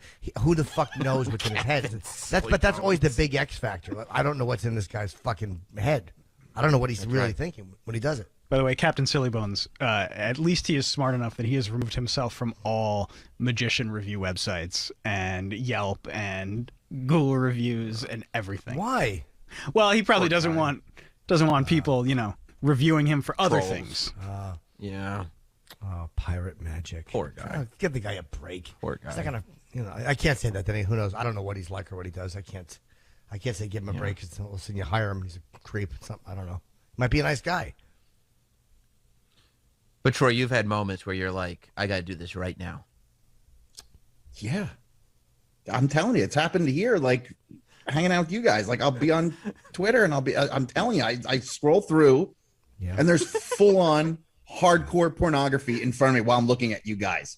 Yep. It's true. And I'm just like, here we go. That's right. You can't hold Troy responsible, Sam. That's not on my way to your Load fault, City. Yeah. Yeah. If you guys calling me, I'm not thinking clearly. I'm somewhere else right now. Right. And what are you going to do? Excuse yourself to go jerk off? Like, then we'd think you were weird anyway. So you're stuck. You're in between a rock and a hard place. And the hard place is commercial break. Yeah. Commercial break. Yep. Go crank one out on the commercial. I like it to be the end of the day thing. Like, I don't like to do it during the day because it makes me too tired. It makes me too like I'm just too peaceful afterwards. And I'm like that. Sometimes I like that. I like it kind of comes with daily life. It helps. Yeah, but you're not a like, let's get this out of the way kind of guy. You're like, let's prolong this and ride it out. Jim lights candles. Yeah. Jim lights candles and gets the oils out. Yeah. Yeah, I'm like, let's move on with our day. Troy might really hate that sometimes we only take one break. Oh. Yeah. It probably has. Yeah, especially because he's in his jerk off room. Yeah, with no pants on. That's right. He's got no pants on. He's in his jerk off room. Now, do you think if the school district sent computers to the teachers' aides that they only used for work, it might be a little better because then at least you're not on your jerk off computer. It's a different machine. It's not the jerk off machine. Not a bad idea. Have access to their history. Right. Like if you know that the school's monitoring your web history, then you're going to stay away from the naughty sites, and then maybe you could give yourself that 5-minute buffer. Well, if they give you a computer, that's a little fucking Orwellian to have the school monitoring what you look at. And then all of a sudden it'll go one step beyond and go, oh, what's he reading about this theory for? What's he reading about this? You can't let them know that. Yeah, but they do if it's their machine. If it's their machine, they have the right to do that. Yeah, it's different. Yeah, and if you're at work, I don't know if that's. I'm talking about kind of regular. Yeah, you wouldn't use it. Yeah, you wouldn't use it except for teaching classes. Yeah, definitely. Yeah. But also, you want to give people a little bit of freedom to like. There's a scene in Casino. No, but there's a scene in Casino when he goes, "Hey, we were stealing. Guys are stealing from us."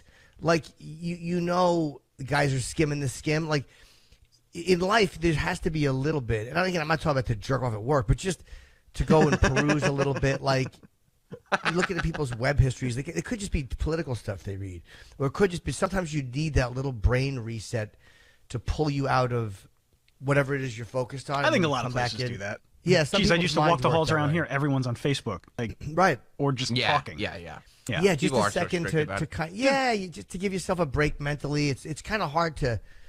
I guess in certain things you have to, but I think companies have to be aware of the fact that you're going to give somebody. You can't monitor somebody's web history. All I the think they time are, and but at give the them same time, shit. I have a work computer at home, and I don't log into my Facebook. I don't want anything because Right. I don't know if they've got keystroke, trackers or whatever. Yeah. I don't. That's need illegal, but yeah, I know what you're anything saying. going on there. Yeah, they have access to all your emails that you send in the corporate Yeah. email. So why wouldn't they have access to all that? I guess stuff? they do, right? Yeah. I've never Yeah, sent a yeah. corporate email. Never. Yeah, yeah, they have access to all that. Look, a lot of guys have it. I remember not at Sirius, but at another venue that we all worked. There was a older guy who literally he used to go into a small booth, like a small studio, and you'd walk by and he would just spend hours in there looking at porn at work. Yeah, Steve. Like he would just be. It would. Yes. That was show prep. Yes. That's different. I remember that guy. Yeah, like a straight up worker, like a company guy worker. Totally normal dude. What's his first and last name? Yeah, older guy too. And he would go in, and there was a glass door. You could see through it every time, and he'd just be in there for hours, just scrolling through porn websites on a corporate computer.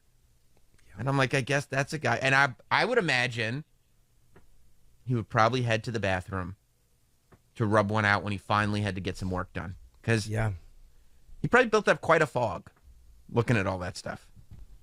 But that bathroom was anything goes anyway. That's true. I mean, Jim That's Tom fell true. asleep in there once. Yeah, he did. I know somebody who used to use the urinal with their pants completely down by their ankles. Well, sometimes in life you just want to look like a Hummel.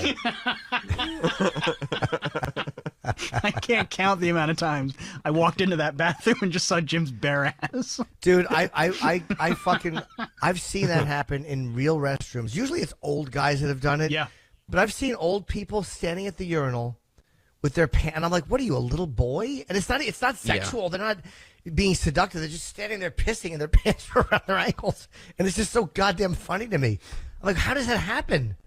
What are you They doing? probably, if they're old, they probably have a dribbling problem. They might dribble on their slacks. But you Or think if they their were hand. down all the way, they would dribble more on it. It just drips. I think it just drops out of there. They just lose their. They're pulling it out They with lose both their hands. pants. Whatever they do, I just always thought it's so goddamn funny. And there's nothing that will make your friends laugh harder than when they walk into the bathroom after you and your pants are around your ankles and you're urinating like a 6-year-old.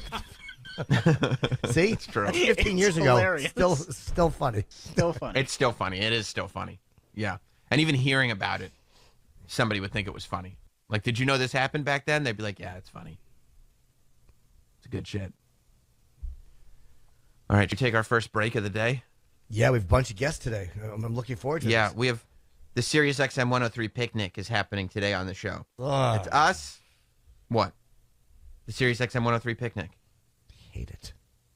Picnic. I don't know how else you would describe it. We have some guests. No, It's not fun. it's a picnic. Yeah, you like the picnic, right? Right, Travis? You like the Sirius I XM love. I 103 grab a picnic basket, Yeah, that's right. That's right. gather with all my friends. Right. Exactly. It's So gonna- just you with a picnic basket, sitting there alone. From Eating from my the Fruit Loops bonfire. What's that? Eating my Fruit Loops You love- pizza that that Mike sent last night. Did you? Someone's Yeah, thinking Mike- of Fruit Loops pizza? No. No, Mike- There was a story. Mike sent a news article about Fruit Loops pizza, and he wrote, "This is the type of thing I think Travis would enjoy." Oh, Sounds good.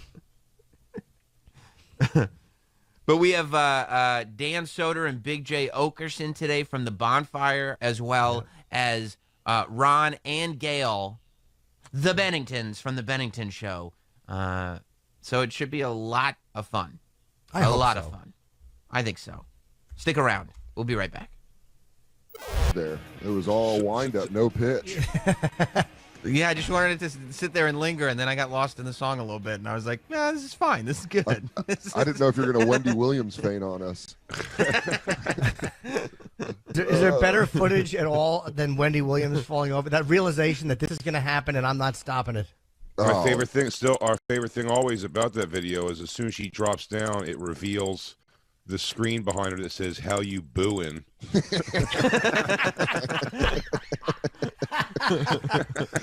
Which feels like that's something you would get up from passing out and quickly try to turn off the TV. Yeah. Like, I didn't mean that. I didn't mean that. Cut the monitor. Cut the monitor. Cut the monitor. We're going to commercial. Cut the goddamn monitor. I'm fine. I am fine. You regain consciousness and you realize, oh, I forgot I'm in this stupid Statue of Liberty costume. Of all days. Hey, Jay, why do you have a thing behind you? You have a keyboard behind you. Do you play it? No, it's Christine's, my girlfriend's. But also, she doesn't play it. It's just there? These are, I try to get my girlfriend something great for Christmas every year, and I go for expensive over practical or makes sense. So I'm like, I don't know a bunch of things to get her. So she's expressed light interest in keyboard before. So I just get her the best keyboard, and then we don't have to talk about it anymore. And then she never plays it. Dude, that is the perfect rich divorced dad move. We're like, I heard you say something like this. Well, here's the best of it. And they're like, I was kind of interested in that. And Also have a cigar box guitar back there, and I don't know how to play a chord, but doesn't it look sick up on that wall? It does look good, yeah. Wouldn't you just give? I would just give people cash if I could. Like I always rather give cash just to get done with it. I give my family like Amazon gift cards.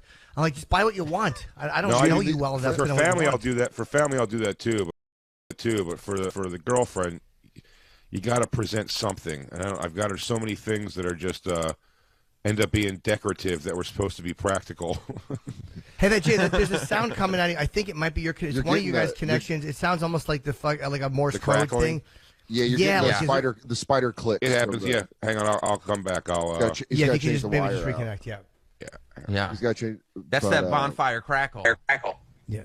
Yeah, dude, now, have they given you guys the same setup they gave us, which is like the connection? Like, how did you do it through Zoom, or how do they have you guys? No, they gave us a codec back when we were still on the old station. You know, the old ball exchange. That's right. Well, we don't mention them.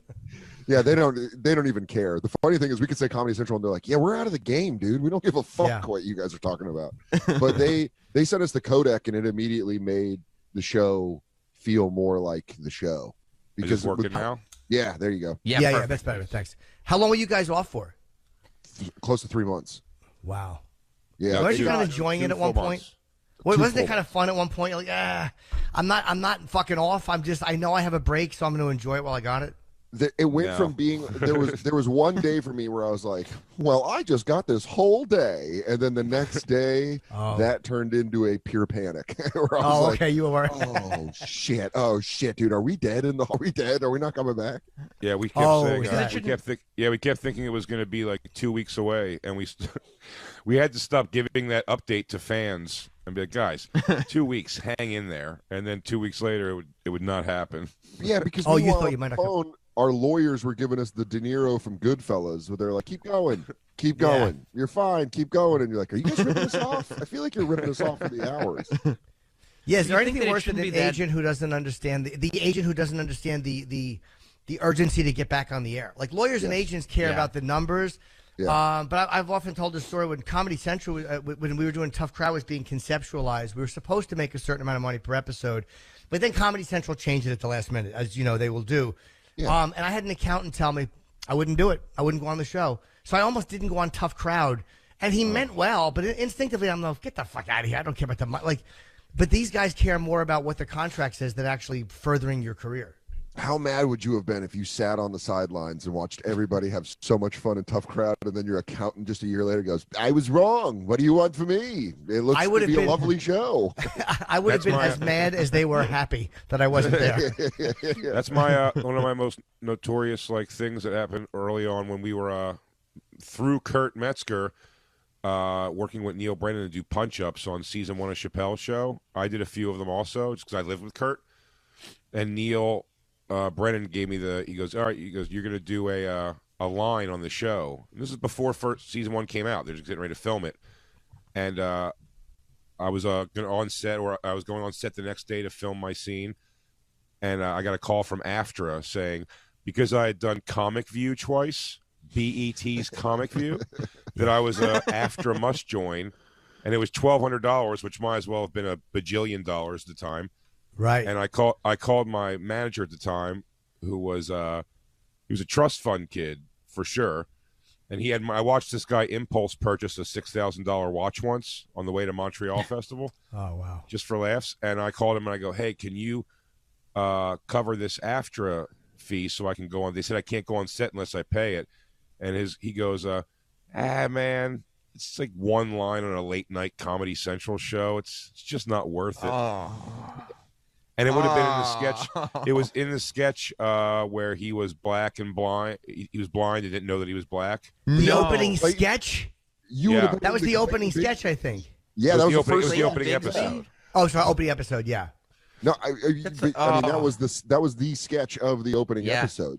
Yeah. I was gonna be the guy that goes by the car and he calls him the N-word and drives off because they're listening to hip hop music, and he was like, "Did he just call us that? Sweet!" Like it was like a big scene. Oh no! Did you fire this fucking person?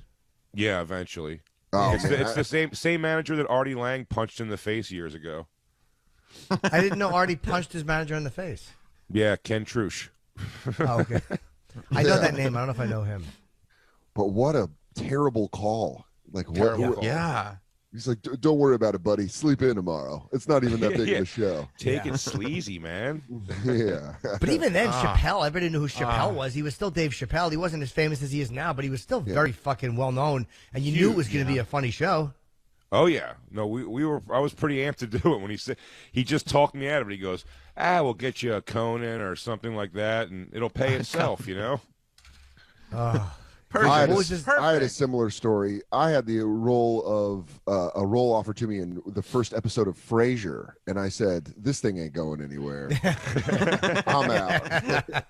The part of the brother. Yeah. Friends seems too white. I'm out. Boring. PU. I'll see you later. That's the beauty of being a whore, though. I've never turned anything, so I'm never going to look back. I look at like the King of Queens, and I'm like, oh God, I bombed on that audition. Or I can watch other ones that I didn't do well on, but I've never not gone and regretted it. But Jim, something I just thought about recently. I thought about you because I thought like when someone dies on Instagram, when celebrities die on Instagram, people go to be like, "Do I have a picture with that person?" You're the probably only person I know that you're like, you go through a Rolodex and you're like, Cloris Leachman time. Yeah, go to the sea. Let's go. Right. Where all the women are. Yeah, it just looks like you're killing all of them. What like my next victim was Jim? What is your most like the biggest thing where you were like, "Damn, I auditioned for that." And look how big of it, like something didn't seem like a big. For me, it was the Verizon "Can you hear me now" guy. You auditioned to be that guy? It became so. Yeah, I just remember like the audition for it, and then it became like, you know, it would kill you on like football sometimes. At one point, it was like brought to you by Verizon. Like he would walk by the screen on the phone, but "Can you hear me now?" and like walk off. I'm like, damn, man, what a big thing that became. I've never had anything. I auditioned for. I got my one callback for a commercial in my entire life was for, I think it was Labatt's, and it was a huge campaign, and it was a huge campaign, and I went in for the callback, and I saw Gaffigan sitting there. I'm like, well, that's a wrap. We all know I'm not getting this, and he got it, of course, and he was great. That or the King of Queens, and I auditioned for the pilot, but I didn't get it, and I forget the role. One time they were doing this like open call casting. I was still an open micer, so I didn't get this through an agent or a manager, but they were doing like a whiskey campaign where they're like, we want 3 friends and they have to be real friends. And my friend found it, like my actual friend that I grew up with, and he's like, dude, let's try to go in for this thing.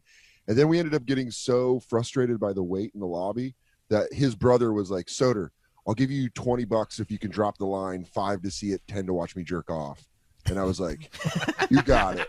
And then halfway through the audition, it's a lady.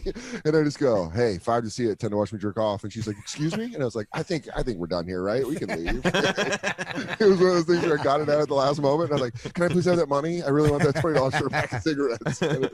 Yeah, I auditioned with Sherrod Small years ago. Me and him had a good chemistry in the room to do one of those Spike TV, rest in peace Spike TV, one of the movie shows they had where they would just show a movie, but you did bumpers for it, like in and out. Yeah. So they did like Casino Cinema, and this one was called Movies on Tap.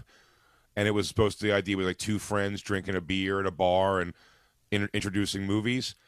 And I did it with Sherrod, the audition, and I got it. Sherrod didn't get it. The other person who got it was Patrice. Oh, really? I had good chemistry with Patrice in life, but like comedically, when I got on the set, like I was, with Sherrod, I wasn't afraid to like bounce back and impose my funny. With Right. Patrice, we ended up doing the show, and it's just hours of recordings of me looking at him like he's my boyfriend and him not giving a shit at all about the show. So he's just like droning through it, and I'm just like, yeah, he's funny. Yeah, there were times where he struggled with team play. Oh, dude, the idea of them But he did tell me, Patrice did tell me during the show, every time we go on break, he goes, you could probably keep them sneakers they bought you. He's the first person to tell me, he goes, if you should ask to keep the wardrobe. Yeah, just take it. Yeah, dude, just walk out with it. That's fucking great. The thought of you just looking up at him like a hero and he's berating the producer about how his girlfriend treats him. Yeah. Yeah, and we were doing like, 007 movies. So they'd be like, guys, do Octopussy. And Patrice would be like, Octopussy? Man, I don't even know how you can say that shit on TV. And then it would just be me going, yeah, you can't say that. Yeah, you got him there. Yeah. You got him there. You got him there, boss. Patrice, you always say the best stuff. Aw, you want to hang out after this? It was fun to watch him dress somebody down, like just to watch him, like you said, some executive with his girlfriend, or just to really, because the guy would stand there and not want to be like a dud and walk away, but you knew no one had ever spoken to him like this before. So to watch him dress somebody down, and he was just kind of wrecking his chance with this network, but it was still fun to watch. Oh, it was so fun. Yeah, when he was on Z-Rock, I had to go behind, because I was a regular on that show. So when Patrice came in for the episodes he was on, it would be me running around to the makeup girls and the hair people, and just having to be, you can see him just talking about him, and I go, no, he's great. He's just messing with you. This is his insecurity and how he gets to talk to you by he's like negging you, and it's. I'll tell you a mistake I made recently. Me and Christine, my girlfriend, had a girl over a few nights. Yeah, hell yeah, Ron Bennington has entered. Welcome, Ron. How are you? Good to see you guys. I was telling a story the other night where Christine, we had a girl come over who we thought we were going to hook up with, and our big plan was lure her over to like, hey, let's watch the Patrice documentaries out now, and we'll come watch that, and then we figured we'd hook up with this girl. We came over. It's just destroying me emotionally, so I'm getting sad. The girl who came over is diabetic, so it hit her in the guts, like watching. And when it was over, she was just like, I think I'm going to go. We're like, yeah. The documentary just destroyed the mood. I don't know why I thought that was a good idea. That's the rule of thumb. No woman wants her pussy eaten after the Patrice documentary. It's not gonna it's never going to set the table properly. Ronnie Welcome, B. Ron. Good to see you guys. Also, I got to tell you that diabetic girl lost her foot. So Jay thought the documentary bummed her out. It was actually her blood sugar level dipped. it's not a game, guys. Seriously, have it checked. Believe me. Every time I go to the doctor and they take my blood, I'm certain it's coming back positive. Feels like a gift from God every time they say no type 2. You worry about that? Yeah, absolutely. I mean, Why, it's never been a problem, thank God. But one day it's all going to hit. There's going to be a blood pressure thing. There's going to be something. In my 40s now, so something's going to whack. Something's going to catch up. Yeah, you start to think like, fuck, man, I've kind of lived a certain way for a long time. Eventually, it's just going to hit me like a fucking bat. Like, I know I'm not going to make it this. But then you start making it through your 40s. You're like, yeah, I'll be okay. I'm not going to drop it. Do you start counting, like, I start counting, like, if it's like I probably won't live double what I've lived already. So what do we got here? And I start doing weird math. I'm like, let's say I lived to 70. Like, so that's 27 years. And let me think about 27 years ago. Yeah, that was a long time. Yeah. Sam and I right now are just enjoying our final years of our 30s. I've just started to smell my pee. That's the only difference. I'm like, does it smell like sugar? I'm okay. Oh, really? When do you start tasting it?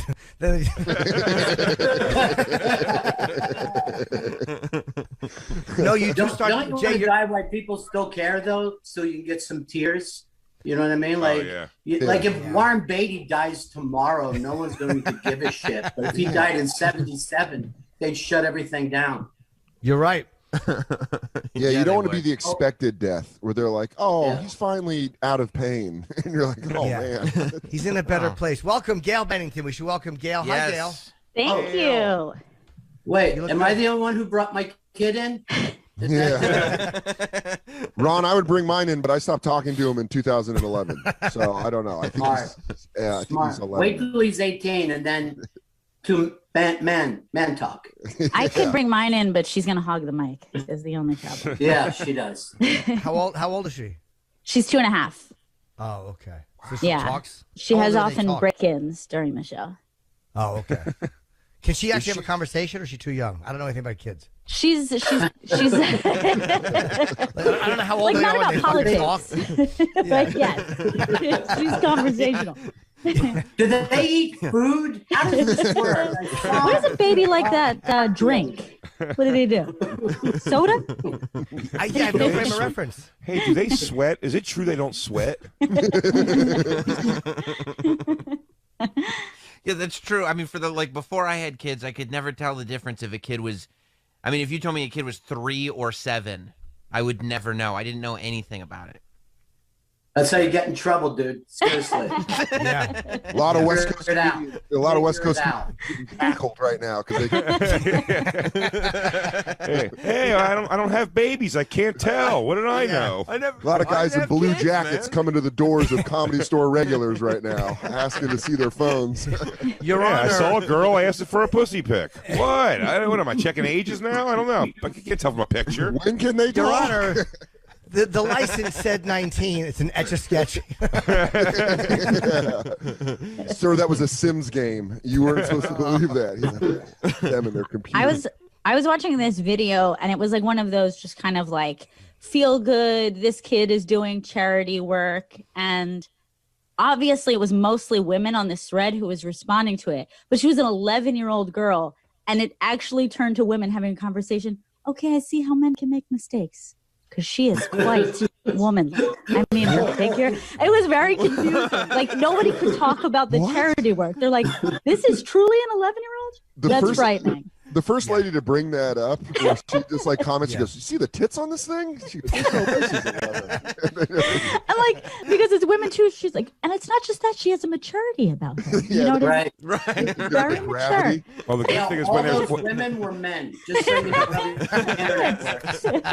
it's nice. It's nice when they're famous, and then the world puts a timeline on it for you. Like Bad Baby, Danielle Berjoli, Catch Me Outside Girl. Yeah. They keep telling me she's 17. They're giving me the countdown. Right. You might as well have mailed me a thing said legal in New York, but I'd still hang on for a year. They launched the Olsen twins into adulthood like an iPhone. They had a countdown on it. They did. Dude, yeah. They were like, And a guy come out in a black turtleneck giving the specs on a screen. Now, you'll see two of them double the pleasure. He goes, "What are twins?" Reflection. They're like middle-aged now, but they could still pass for barely legal. Oh, They're my so God. slight. They could pass for Peruvian cave children. They look like they're just. They also date the elderly. You know what I mean? They give a lot of They do. rapes, a lot of hope there. I remember when One that of them- picture came out at the basketball game, and everyone was like, that clearly is her dad, right? That's a dad. That's a dad taking Daddy, their kid to a ball game. Daddy, please tell me it's daddy-daughter night at the Knicks game. Also, we sort of missed the mark with the Olsen twins too. Like it looked like they were going to be hot, and then they started both looking sort of like Bat Boy.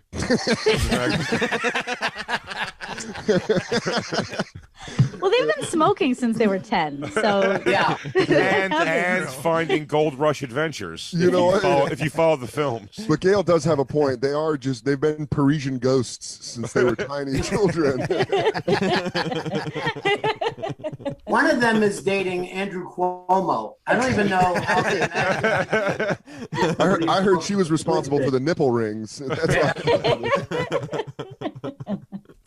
Yeah, it really is amazing. I wonder if they were watching like that Britney doc when everybody was like, can you believe Justin Timberlake made this music video that said that she cheated on him? And there were literally calendars on sale counting down to when people could fuck us. Yeah. And that was fine. Yeah. Thank God. Thank God those calendars were available. All we're saying is, where's the public decency gone? Yeah. But that is how it is, though. When you see like a 19-year-old famous girl with like an 80-year-old guy, you're like, that worked out good. All right, I'm happy. That's encouraging. Oh, also to know that there's just moments where he's just like, not now. And she's like, I'm just wondering. I'm kind of freaking out. And he's like, my third wife called me. I think our oldest son has diabetes. That's a weird lifestyle. She's like, I got slimed at the Kids' Choice Awards. And he's like, fuck. Yeah, the old guy who just like, they're married to a young woman, like they go to bed at 9. And like the wife then goes out to a club and shit, they're like, just be home before I'm awake, please. Yep. There's no way when you saw one of the which Olsen was it that was married to that old guy, whatever it was, but you know that he had a diet that he had to follow that she didn't like. Yeah. Why are we eating this stuff? He's like, because I could lose a foot. Listen, hon, I'm going for a jog right now. I was like, could you grab me some Ensures? I need the calories. She's like, carrots again? He goes, I told you my night vision is going. Sam, you could never do this because you'd be saying to her, like, how do you not know who Bastion Booger is? What is wrong with you kids? He goes, you kids don't understand the beauty of a ladder match. The belt is at the top of the ladder. Yo, a guy who's into wrestling finds a girl who's already into it. They will come sing you a sonnet about that girl like they just found the one. Like, yeah. She goes, it's not just the attitude era either. She knows before that. She knows after that. I feel like video game guys are like that too. Yeah. Oh, and she's a gamer. Yeah. That's how easy we are as men to trick. You just have to like one thing that we like, and we're like, I think this girl's got everything. That's become a cottage industry, like cute girls going on Twitch and being like, I love to play video games, so I'm just gonna stream this game, and everybody's like, oh, she's such a great streamer, she's got such a great personality, and I love to watch. I'm like, she's not saying anything, she's just badly playing a video game. And you get, when you're watching comedy with your, like, I know when I'm watching comedy with my girlfriend, like stand up, like special, I'm like, that bit's hacky. And she'll be like, oh yeah, I can see how that's hacky. What she showed me is what's hacky on Instagram is like hot girls that stick their tongue out and do like this. And then you like see a girl do that, and you're like, you fucking hack. That's played. Yeah, you're like, come up with a new pose, you hacky hot bitch. I found out that also you look old now, like a millennial, if you take a selfie from too high of an angle, because that's MySpace era. That's MySpace. And you're hiding your fat neck. That's why you do it. I do that because I'm hiding the fat under my neck. Like I'll hold it like that. That's the only reason for that. You're giving away your age because you have to hide your fat neck. Every time I feel, I said, I wish I could take all my pictures. When I get into an elevator that has a mirrored ceiling and I'm in it by myself, I'll just stare up at that mirrored ceiling the whole time because I've never looked thinner. Just all stretched. Dude, all Jay's, why can everything in life be like this? All Jay's selfies look like he's a torpedo. I have a selfie drone. All right, drone, take off. Get me. Do you notice it on Zoom? I notice it on Zoom. Like when I look at myself on Zoom, I'm like, oh, you're getting fat again. Like you start to look at yourself on camera and go like, I shouldn't have to be looking at this while I'm performing. When you're performing, normally you're not staring at yourself. Yeah. Yeah, Zoom I like because we use WebEx and you can't hide the self-reflection view, but on Zoom you can, and then it just feels, you can just hide self-view and it just feels like we're having a regular conversation. All the insecurities melt away. Yeah. Oh, okay. Myself. I'm constantly adjusting. and doing this to my shirts, getting all the front wrinkles out. But just so you know, it's just wrinkles. It's not tit flap. Yeah. Yeah. By the way, that is the move, and I know because you take the bottom of the shirt and you blouse it out a little bit, definitely, to let it come back down to level out the tits and the side. I always sit like a ballerina perched. Dude, my quarantine weight gain has hit where I ordered a new hoodie, and I was like, well, this hoodie seems like it's going to be nice. And I put it on, and my quarantine tits were side scraping it on the side. Now I have a goal hoodie the way girls have goal jeans. Where I'm like, if I lose enough, I can wear that baggy sweatshirt. But don't you get to a point where you feel like you start to have to mentioning it? Like now I'm at a point now where I put so much on, I'm like, I know I'm getting fat again. Like I have to just say it and get it out of the way so it's not a weapon for anybody else to use. That's something you say as you put down a large tray of muffins as you go into someone's house. I know. I'm gaining. I know. See, I have a mirror. I never weigh myself, so even though I know I've gained weight again, I try to believe that it's just in my head. So I go, yeah, he goes, I don't weigh myself, but it feels like I've gained a little weight. They go, yeah, but you could probably, like, no, everyone just agrees. They go, yeah, you'll knock it off again. Yeah. You're like, oh, so it is. You can't tell. Thought I was jumping ahead of the game. So I don't have body issues. That's what you're telling me. This is real. You know, when I did an Aerosmith town hall, fucking Steven Tyler had a full length mirror set up. We had an audience. He had a full length mirror that he could look at to make sure he looked fine. And we were not videotaping. So it was just wow. It was just for the audience then. Yeah. And I could see the mirror and he looked fucking unbelievable. That's the part that really I'm like, wait, he looks fantastic. Ron, the whole time he had the mirror? Yeah. 100% of the time. Wow. It was just sitting like about 8 feet away so he could keep an eye on himself to make sure he looked good for the 15 fucking people that were sitting there. Wow. Yeah, but isn't that great when you're Steven Tyler and you can look in the mirror and go, yeah, I do. Like, you couldn't put a mirror in front of me and have me ever get that reaction. Like, the whole time it was in front of me, I'm like, what are we doing here? We should go. We should, right. That's like the opposite of what we're talking about. Like the mere sight of himself gives him confidence. Right. I'm not exaggerating. Oh, yeah, that's me. I'm not exaggerating when I say this, that I gingerly skip past all mirrors in my home always. I just sit by, go out of the thing, I go, I just look, all I see in the mirror is like a Bigfoot blur of just like, am I filling up the entire mirror? Okay, fine. Yeah, Jay Fear's mirror is like an old European grandmother. Like I can't look, you take my soul. I shave in the reflection of the fucking flusher on the toilet. I just look into that. But the worst is when someone tells you haven't put on weight. Like, I know I have, and there's people who are just disinterested in hearing it. So they're like, nah, you haven't put any weight on. You lost a little weight. And you know they're lying, but that buys you like another 5 pounds. You're like, all right, fine, fuck it, they're right. Yeah. I haven't put weight on. Yeah. I would rather have someone tell me I look fatter because then it kind of confirms that I'm not crazy. Well, once everything opens back up, we'll see at the cellar who's the phonies when they're like, "You look great," and you're like, "I've been eating chocolate chips and chocolate milk at 2 a.m. Shut up, fucking liar." Chips and the equivalent of that too, when you're talking about being honest, is when you show somebody a picture of you and you're like, "Oh my God, that's such an awful picture," and then they tell you, "No, you look good." That's way worse. They should say, "You look like shit. You don't look like that." That's the opposite of what people should tell you. If you have such a good lease on life that you've gotten in shape during a pandemic, well, fuck you anyway. Yeah.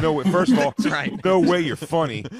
also, I hope you were jarringly lonely. All you had to do was your weird sit-ups.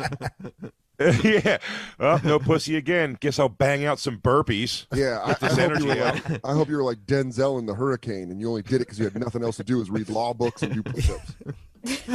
So Jay, how are you pulling off threesomes? And are people worried when they come over, like that they're gonna get sick, or how do you navigate this? Well, I navigated it by inviting them to come over to watch the saddest thing I've watched in a year, and then send them on their way. Yeah, it really is. He comes over and he goes, "Hey, quick, grab a drink now. This is the last video of a terminal ill child saying goodbye to their parents, and then I think we can make a move into the bedroom." It's also all very in-house, everything you can even possibly do now, because there's no like shows happening in New York, so there are no threesomes happening. Everyone it's a girl who we've known for a while, and every time we go, "Hey, you want to hang out?" and they've always, almost 100% of the time, have already fucked Lewis. Oh, really? And that becomes the issue. Like, well, I already hooked up one of your friends, and then I go, Lewis. And they go, I didn't say Lewis. I'm like, you don't have to. So is that a rule, like you won't do it because you don't think it's cool, or you just don't want to be where Lewis has been? I'd go 2 minutes after Lewis. Doesn't matter to me. It's them usually going like, but I don't want to be the girl who banged two buddies. Okay. 2 minutes. I thought it was just not so much Lewis, but any Puerto Rican. I thought that's what Jay's you know got what? What am I saying? You know what I mean? That's great. I don't know. It's 2021. That's why the Bennington penis bump free since 1979. got rules. They used to teach you these rules on the streets. Yeah, never follow a Puerto Rican into the sack. Always wake up before noon. After that, everything's cream cheese. He's just in Philadelphia, and some guy's like, "I'm gonna tell you something, young Ronnie. There's 2 rules: follow a Puerto Rican after a parade or a chick." Was the Teen Wolf never play pool with a man who's got the same first name as a state? Poker with the first name as a city. Always sleep 12 hours, and never date a woman with a knife tattoo. After that, it's all cream cheese. So Ron, you look really good. Yeah. You look really good. Yeah. Where's this going? Where's this going? No, What are we we're- do here? I mean, this is how we start. Do every single time, and then the next thing, I'm just slowly masturbating on fucking FaceTime. Yeah. Well, what are you even doing? Send me a picture. Send me a picture. Yeah, no, you. But you do. You're one of the few guys who looks better. He looks great. Yeah. Well, listen to Soder. Soder grows the beautiful fucking quarantine beard that has really stepped all over Jay, in my opinion. Yeah. Listen, don't break us up because I have lazy facial. I can't cut my face right now because if I shave my face and I have this weird long hair that I haven't cut in 2 months, I just look like a fancy, like little duke in England. Oh, what a problem. Yeah. But you look that I didn't see, that you were an English dude. I didn't see that one coming in. just little curls on my little side curls. Yeah. It looks good though. You look like fucking Hugh Jackman, and Jay looks like every guy arrested in the Capitol riot. Like you're I really do. I'm the guy. I'm playing Jay in the Capitol riot movie called "Stealing Our Freedom." Well, Jay, here's the thing. I have a beard to give the illusion of what should be a jawline where that's at. Dan already has a pronounced, masculine, strong jaw, and now really it's just does. accented by that beautiful 5 o'clock shad. Can I tell you guys a little secret that I picked up? When I started getting a little bit of a gullet neck, I was like trying to grow out a beard. Let's hide. Let's hide You away. look the same though. You look exactly the same. You don't look any heavier. Oh, sweet. Well, I'll tell you what, You don't. Jim. I'm about 15 pounds heavier, so Are you? Maybe makes you're me just feel tall. good. No. Damn, I wish my problems Maybe you're just fluctuated in the tall. 15-pound clips. If I lost 15 pounds, that's news I have to start giving people because they can't tell that one. I've actually dropped 15. Really? Okay, we'll keep going. Eventually, that's going to show. I thought there was something different about you, Jason. Well, yeah, you can still get me or Norton for your 3-ways, so don't worry about it. Exactly. I don't care if you have a test or not. I'm honestly worried about all of your body positivity right now. I feel like you guys are all negging yourself. You should follow Lizzo. She makes everyone feel great. She has so much confidence. You know what's funny? I'll make fun of Lizzo all day long, but behind closed doors, I'm just jealous of the confidence, really. Yeah, the inability to realize how awful you look. Like because she looks fucking awful, and yet everyone tells her she looks great, and I love the fact that she wears it. Like you're right, I do look great. She allows people to lie to her. I feel such pride for like the most odd people. Every time Bert Kreischer just takes it off, I'm like, good for you, dude. Just not giving a shit. I've turned down several things because the joke was going to be fat guy in underwear or something. I was like, it ain't going to happen, man. I just can't. Can't do it. We got a great part for you, Jay. You take off your shirt and everyone laughs. Okay, let's go. You know, it was funny on Louis. I think it was season 3. He called me to do a scene, and I couldn't do it. So I would have said no, but I actually just couldn't do it, like time-wise. But it was I was happy that I couldn't do it because it was naked guy in underwear running through a hurricane. And I was like, and it was definitely fat guy in underwear going. And I was like, nah, I can't do it. I'm sorry, I can't do it. But I was like, ironically though, he goes, all right. He goes, I got another thing for you because I want to include you in the season. And it wasn't on camera. It was my voice. There's a scene where they go to an art gallery, and there's a button that says "Don't push." Yeah. And he does push it anyway, and it just says the N word. And that's me. I remember that. You sounded a little fat in that. Well, it's one thing when adults take those roles, but it always shocks me when, like, I don't know if you see it as much now in kids' movies, but from my youth, there was just like the fat kid role, and you're like, someone's parents took them to this audition and said, like, yeah, he's gonna be the kid sitting there eating a bowl of beans, and his fart is so toxic that everyone fakes. Like, I don't know. who does that to their child? I don't know if you're old enough to get this reference, Gail, but the only worse thing than being Peter from the Cosby Show was going to school and then everybody calling you Peter. Oh man! Yeah, because I also wore matching sweatpants, sweatshirt combos. we were talking about losing out on roles or whatever, and that fat kid role. There's like 3 other fat kids that got beat out.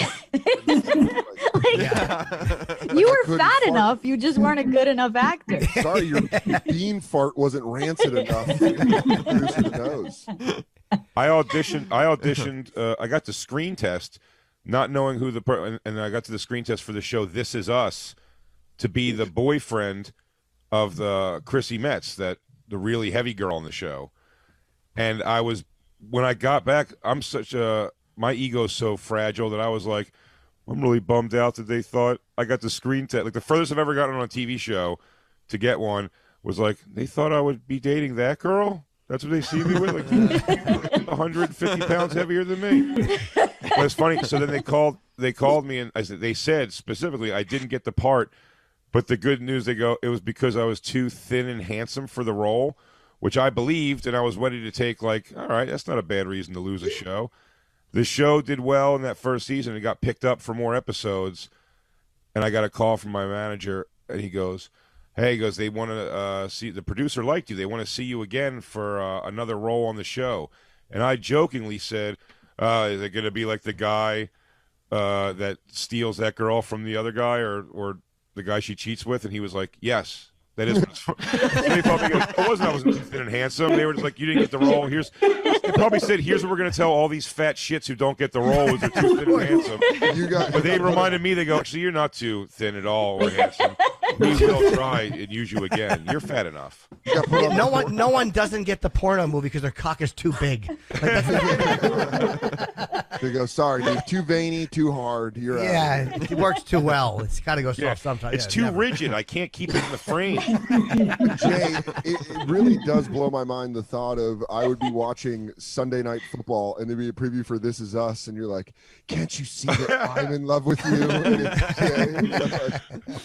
You have to understand, I see past the fat into your heart. Your very, very clogged heart. I can see through all those layers. I see the real you. It's a 125-pound girl. So did you do the audition? Did you go for it? I went to I didn't know like what the role was or who the other person was until I got to the screen test with the girl. And who the fuck am I to judge? I would just say at the scene's supposed to end like in a kiss, but they were yelling, cut right before, obviously. But like the last one, they weren't yelling cut, and I looked at them and I went, cut. But it was just a thing a day. Like again, like I know I'm fat, but I try to be like I always had like I'm not like Ralphie May is much heavier than me, and Ramsey Moore and these people that were out there. And then I got to that audition, and before we even went in and saw the girl, it was 5 of us all. Like I felt like I was the outcast. I'm like, am I as heavy as sitting in a fat waiting room and just looking around going, I'm thinner than these guys. These guys. I go, maybe they're making an exception for me to play this role. They're like, like when you do so good in the audition, they'll change the role a bit to suit you. I'm like, I guess that's what I am. I guess I'm like the odd duck here. And they're like, no, dude, you're just sending fourth fat guy. Yeah, what a waiting room. What a waiting room of breathing. Oh, for sure. You can see the Kit Kat, all the Kit Kats were picked out of the candy bowl. Yeah. All the thighs touching down to the knee. Just the sound of thinning denim on inner thighs. Someone's gonna write a novel about it one time called A Room of Scared Chairs. No one wants to be third guy on the couch. One thing's for sure, there was no chair in that place that wasn't warm. That was for hours. That was the 9/11 for floorboards. They've got control. They've got control of the room. It's the Pergo Holocaust. Have you ever been kind of know when they tell you that you're not. You know what the problem is? You're too skinny and you're too handsome, and you're like, oh great. So, are there any other roles that I would audition for? Oh no, you're far too fat for regular roles. Yeah, what, are you crazy? Yeah, I'm too fat for thin and handsome roles. I'm too thin and handsome for fat roles. Yeah. Have you ever been the ugliest guy in an audition? I've gone on a few, like where they're looking for a certain type, and your manager only got you in because of your sense of humor, because of whatever. Where you walk in and you're like, I am the noticeably ugliest person in this room. Yeah, I've shown up the most white trash for an interview several times. Just a bunch of handsome dudes in suits, and you're supposed to play like charming banker. And just because I'm on Billions, they're like, "Let's get this guy in here." And I show up with a fucking Macho Man hoodie, and I'm like, "I'm ready to read this." It's all these guys in actual like nice suits, and I'm like, "Fuck." I used to worse than that. The same manager who told me not to do Chappelle's show. He actually. He was so just desperate to try to get me something that he would get me in auditions for. I'd go on auditions and I'd be like, dude, this is for like a black woman. And he'd go like, change their minds, man. Jay simply goes, then act. Then show them black woman. Dude, managers and agents do not get it sometimes, and they're like, "Well, why? That seems like it would be a wonderful role." And you're like, "Did you not read the description at all?" And they're like, "No, I don't care." I'd go for everything. So often I was the ugliest person in the room because I was the only guy or the only person, not an Asian twink as the role called for. The worst is when they know you and like you. Like when you walk into a casting director's office and they're familiar with you and like, oh, hey, I love you on this and that. And then you're like, oh, now they have to see me do this. Like it's embarrassing. They have to turn down somebody they like because we both know this is not going to go well. Or the real worst is when one of them knows you and the other person in the room has no idea who you are. And they're like, okay. I had a thing where I was out in LA and they send people to see you, and I did a show at like the Improv, and they're like, hey, this casting director saw you and really wants you to come in for it was the De Niro Zac Efron movie, like Bad Grandpa. Yeah. Yeah, and they were like, hey, they want you to come in to play this like cop. And I was like, oh, cool. And I go into the audition, and I looked at the sides a couple times, but I was like, this seems like I can get it. And I walked in the room, and the lady that was at the show was like, so funny last night. And then she's telling the other lady bits of mine, but broken, like not properly, where she's like, he talked about his dad dying of alcoholism. It was great. Anyways, we're ready for you to go. And then I just fucking ate shit on the audition so bad that the lady that knew me was like, do you want to go out to the lobby and read it again and then come back in and try it later? And I was like, yeah. I just sat out in the lobby and watched all these people go in and like you hear them being like, wonderful, that was perfect. And then I go back in and do it again. And she's like, okay, well, we tried. Well, it was nice seeing you. And you're like, God. I used to do voiceover casting for a video game company. And the thing I always felt bad about is if an actor would come in who would be like notable, even a character actor, someone you've seen, and you go, oh, I've seen you in this. This was great. You could see on their face, they're like, yeah, and now I'm auditioning for this voiceover. Like I could see they weren't happy about me recognizing them. God, you did I'm such like- a good job that took care of you for so many years, and now you're here. Right, exactly. But I'm like, I don't judgment. This is what I'm doing 24/7. So Right. like, I don't think that you're sad. When you walk in with a choice, you make a choice like, okay, this guy, and you hear all these great stories about Christian Bale saw it and he just flipped it up on the set, and you go in with a choice, and they go, no, he's supposed to be happy, and you're like, no, but I think he should be like sullen, and like, no, totally. They tell you that your choice is the completely opposite thing of what I made a is acceptable. choice, but don't. Yeah. Terrible Read the choice. things we sent you, idiot. And you're like, Yeah. Okay. Or the fake laughter when you're bombing in front of the producers. That's the worst, when you're doing a read in front of producers or the writers are in the room and you know they're fake laughing just because they wrote the lines and you know you're delivering them poorly. It really is. That's great. Yeah. Oh, right. Yeah. Every audition, I felt like they shut the door and they go, yeesh. What is the worst bomb, in that room or in front of an audience? Oh, an audience. Doing your own act. What in front of an audience? Yeah, because you gotta leave the stage and you're there. Dan knows this story very well. But my worst audition ever was voiceover. It was that cartoon. And they were calling a lot of comics in, and they asked I think it was a Jon Stewart cartoon was coming out. And they were like, we want you to do like 2 impressions and also make some choices for voices for these characters. And they showed you the characters. And I just didn't overthink it. And I was just like, I want to go. Maybe I'll cancel that last day. But everyone's like, go. A lot of comics are going. And I went there and I saw Sam Morril came out of the room. And he was like, yeah, it wasn't too bad. Like, he goes, for me, they didn't even ask for what do you call it, impressions at all. They actually just wanted me to do the characters. And I'm like, all right, so I'll just figure I'll go in there and do like change my voice slightly, and I'll say that was my choice for the character. So I go in there, and it's just, I get in this booth. It's just 4 people outside the booth, and they're, like, okay, and it's just like, in the moment, I just can't think of any other voice. So it's inconsistent to say the least, each thing. I'm like, and I'm going falsetto. It's eating shit. Then, where I heard they weren't always asking for impressions, they go, can you do a couple impressions for us? And then I freeze again. And I go, I swear to you, my first words, I go, my friend Dan does a great Dr. Phil. I don't know why. I just go like, Dan does a great Dr. Phil. And then I poorly do his Dr. Phil impression. And then they go, okay, but do you have any of your own impressions? Which is a weird question to have to ask. And I go, I'm like, what does Dan say? What does Dan say I do like a funny impression of? And I go, oh, Dan always says I do Charlie Sheen funny. So in my head, I go, I do a Charlie Sheen. They go, great, Charlie Sheen. Then I can't think of anything to say in his voice. I swear to God on my life this happened. I couldn't think of anything to say in his voice. So just because of the tone of the voice, my choice was to go, hey, I'm the ghost with the most, baby. And I was like, that's in my head. I go, that's Beetlejuice. So then I pause. So I pause for a minute, and I go, I'm the ghost of the most, baby. And then I freeze, and I go, AIDS. Because I don't know how else to let them know it's Charlie Sheen I'm doing.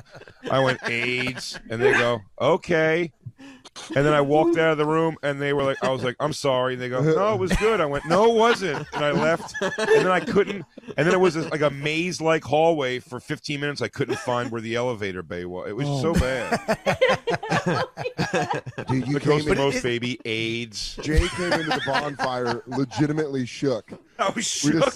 What am I doing, man? He sat down the microphones. He's like, we got to talk about this because what I just went through really, really hurt. Yeah, do you know what you're not supposed to say when they go, do you do any, goes, can you do some impressions? And I go, my buddy Dan does a great Dr. Phil. I'll show it to you right now.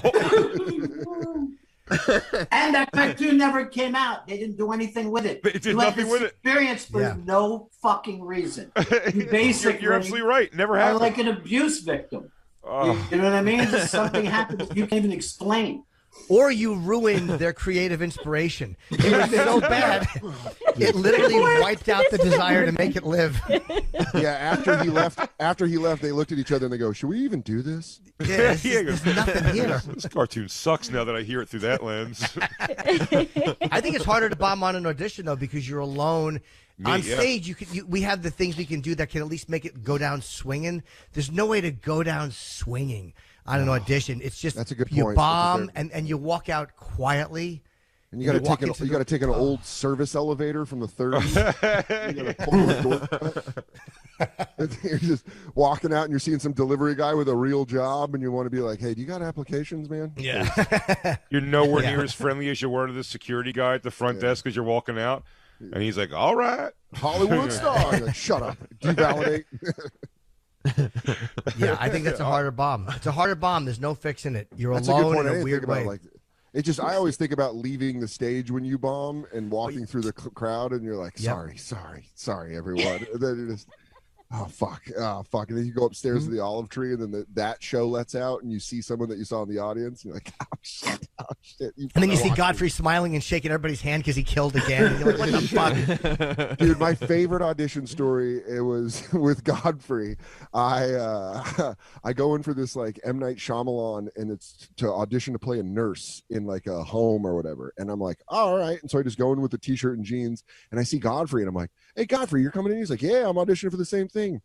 Godfrey leaves for 5 minutes, comes back in full scrubs, and he's like, all right, let's do this audition. And I'm like, where the fuck did you get those? And he's like, what? I just have them. It's for an audition for a nurse. And I'm like, everyone else is dressed up, and I'm just going in there with like a fucking regular t-shirt, like, hello, I'm a nurse.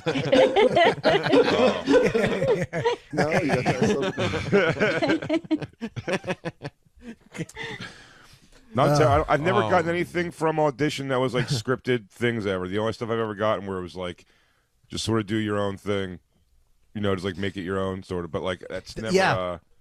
I'm so bad at people's written words. Yeah, when they give you a little leeway, it helps. You can kind of like, all right, then you can feel like, which is the difference between a great actor and a comic, is that we need that to function. Whereas an actor can go, yes, I can read your words exactly and make them alive. I have no ability to do that. No, not at all. I took one round of acting classes, and I saw in that one round, I was like, oh, I won't like just sell out on it like these guys will. I just like the just some muscly guy in there. Seems like a cool dude. Next thing you know, he's like crying because he's playing he's doing a scene of it being a defendant on a Law and Order or something, and he's like crying, and you're like, where is this motherfucker from? Yeah, dude. I'm pretty sure that Billions immediately was like, we need to basically write Maffei as Dan Soder, just so he won't torpedo the show. Is he opening? Is he opening up throwback packs of wrestling cards at his desk? Dude, it's Maffei. They literally did that, Jay. They literally were like, we're gonna give you an Undertaker Mankind poster, and I was like, so this is what it means to get into the role. Have you bombed on the Hell in a set? Cell match, or Sorry, man. Have you bombed like in front of anybody who is like? Have you worked with anybody really notable and just really sucked in a scene? Obviously, you fixed it. Abso-fucking-lutely. And I remembered exactly what it was. The season 1 finale, and there was a scene where I was supposed to like give Damian Lewis, who plays Bobby Axelrod, I'm supposed to like push back on the raise he's giving me, and I just kept fucking up. I think I fucked up 7 times, and the point that like Damian's the nicest guy in the world, but at one point he just went like, oh, like that when I fucked up, and then you just spiral. You're just like, oh fuck. And it's like it's all hot in the room, and then makeup's like, you're glistening because you're starting to sweat, and you're like, oh Jesus Christ, oh please get me out of this nightmare. Yeah. How are you fucking up? I just kept fucking. There's like numbers, and they make, and I'm an idiot, and they try to make you sound like a cool Wall Street guy. So you have to be like, well, that's 7% of the 70 Dow and 70 stuff. is that what you did? Did you ask those guys? Can you make all the numbers 7? That makes it way easier. Dan can't even fake it after all these years. He can't even fake the numbers. 70 Dow. Can you guys create a fun little song so I can remember the numbers? Like, it's fun. The scene that I had to watch be filmed before my one scene in Billions was about short squeezing stocks, and Dan's character has explained it on the show several times for the idiots that are watching the show like me. And me and Dan both, cumulatively combined, still don't understand what happened with GameStop. It's the exact thing that we've both watched explained over and over, and I still don't get it. This is how dumb I am with people that when the GameStop thing was going on, where they're like my friends that like billions, they're like, "Hey, dude, GameStop, huh?" And I'm like, "Loved it. Used to go wait there for video games." And they're like, "No, stock market." Oh yeah. I used to on Z-Rock, I didn't like bomb in front of like a celebrity act, but I would, because it was improv lines. You did it, Jim, the show, so you know it's like they let you say what you wanted to say just within the framework of the story. But we would have the celebrity guests on, musicians a lot of times, and they would often like have the producers have to come over to me and be like, "Can you not say that?" Like I called, we were supposed to notice, what's his name, guitar player from Jane's Addiction, Dave Navarro. We were supposed to recognize him in a club, and someone goes, "Oh, look who it is!" And I called him Joan Jett. I go, "Oh, it's Joan Jett." And then people were always like, "Can you tell that fat guy not to call me Joan Jett?" And there was a line. There was a line where Daryl Hall was on, and Lynn Koplitz had to go, "Oh, what could be worse than being dumped by Daryl Hall?" And I went, "Being John Oates." And he was like, "Can you tell him like this is my deal solo? Like I don't want to like talk about John on this stuff." Like, I really like you a lot. You're great. He's like, "Well, I'm not that fond of you." That was a fun show, actually. My one episode was with Chris Jericho.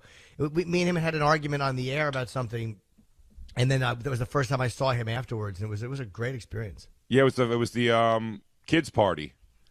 I don't even remember what it was about. Yeah, it was like a wrestling party that he was at. Yeah, that was the Suddenly Sam started paying attention when she said Chris Jericho. He was like, "Oh." He goes, "Was this the Y2J era? What are we talking about?" You're talking about my party.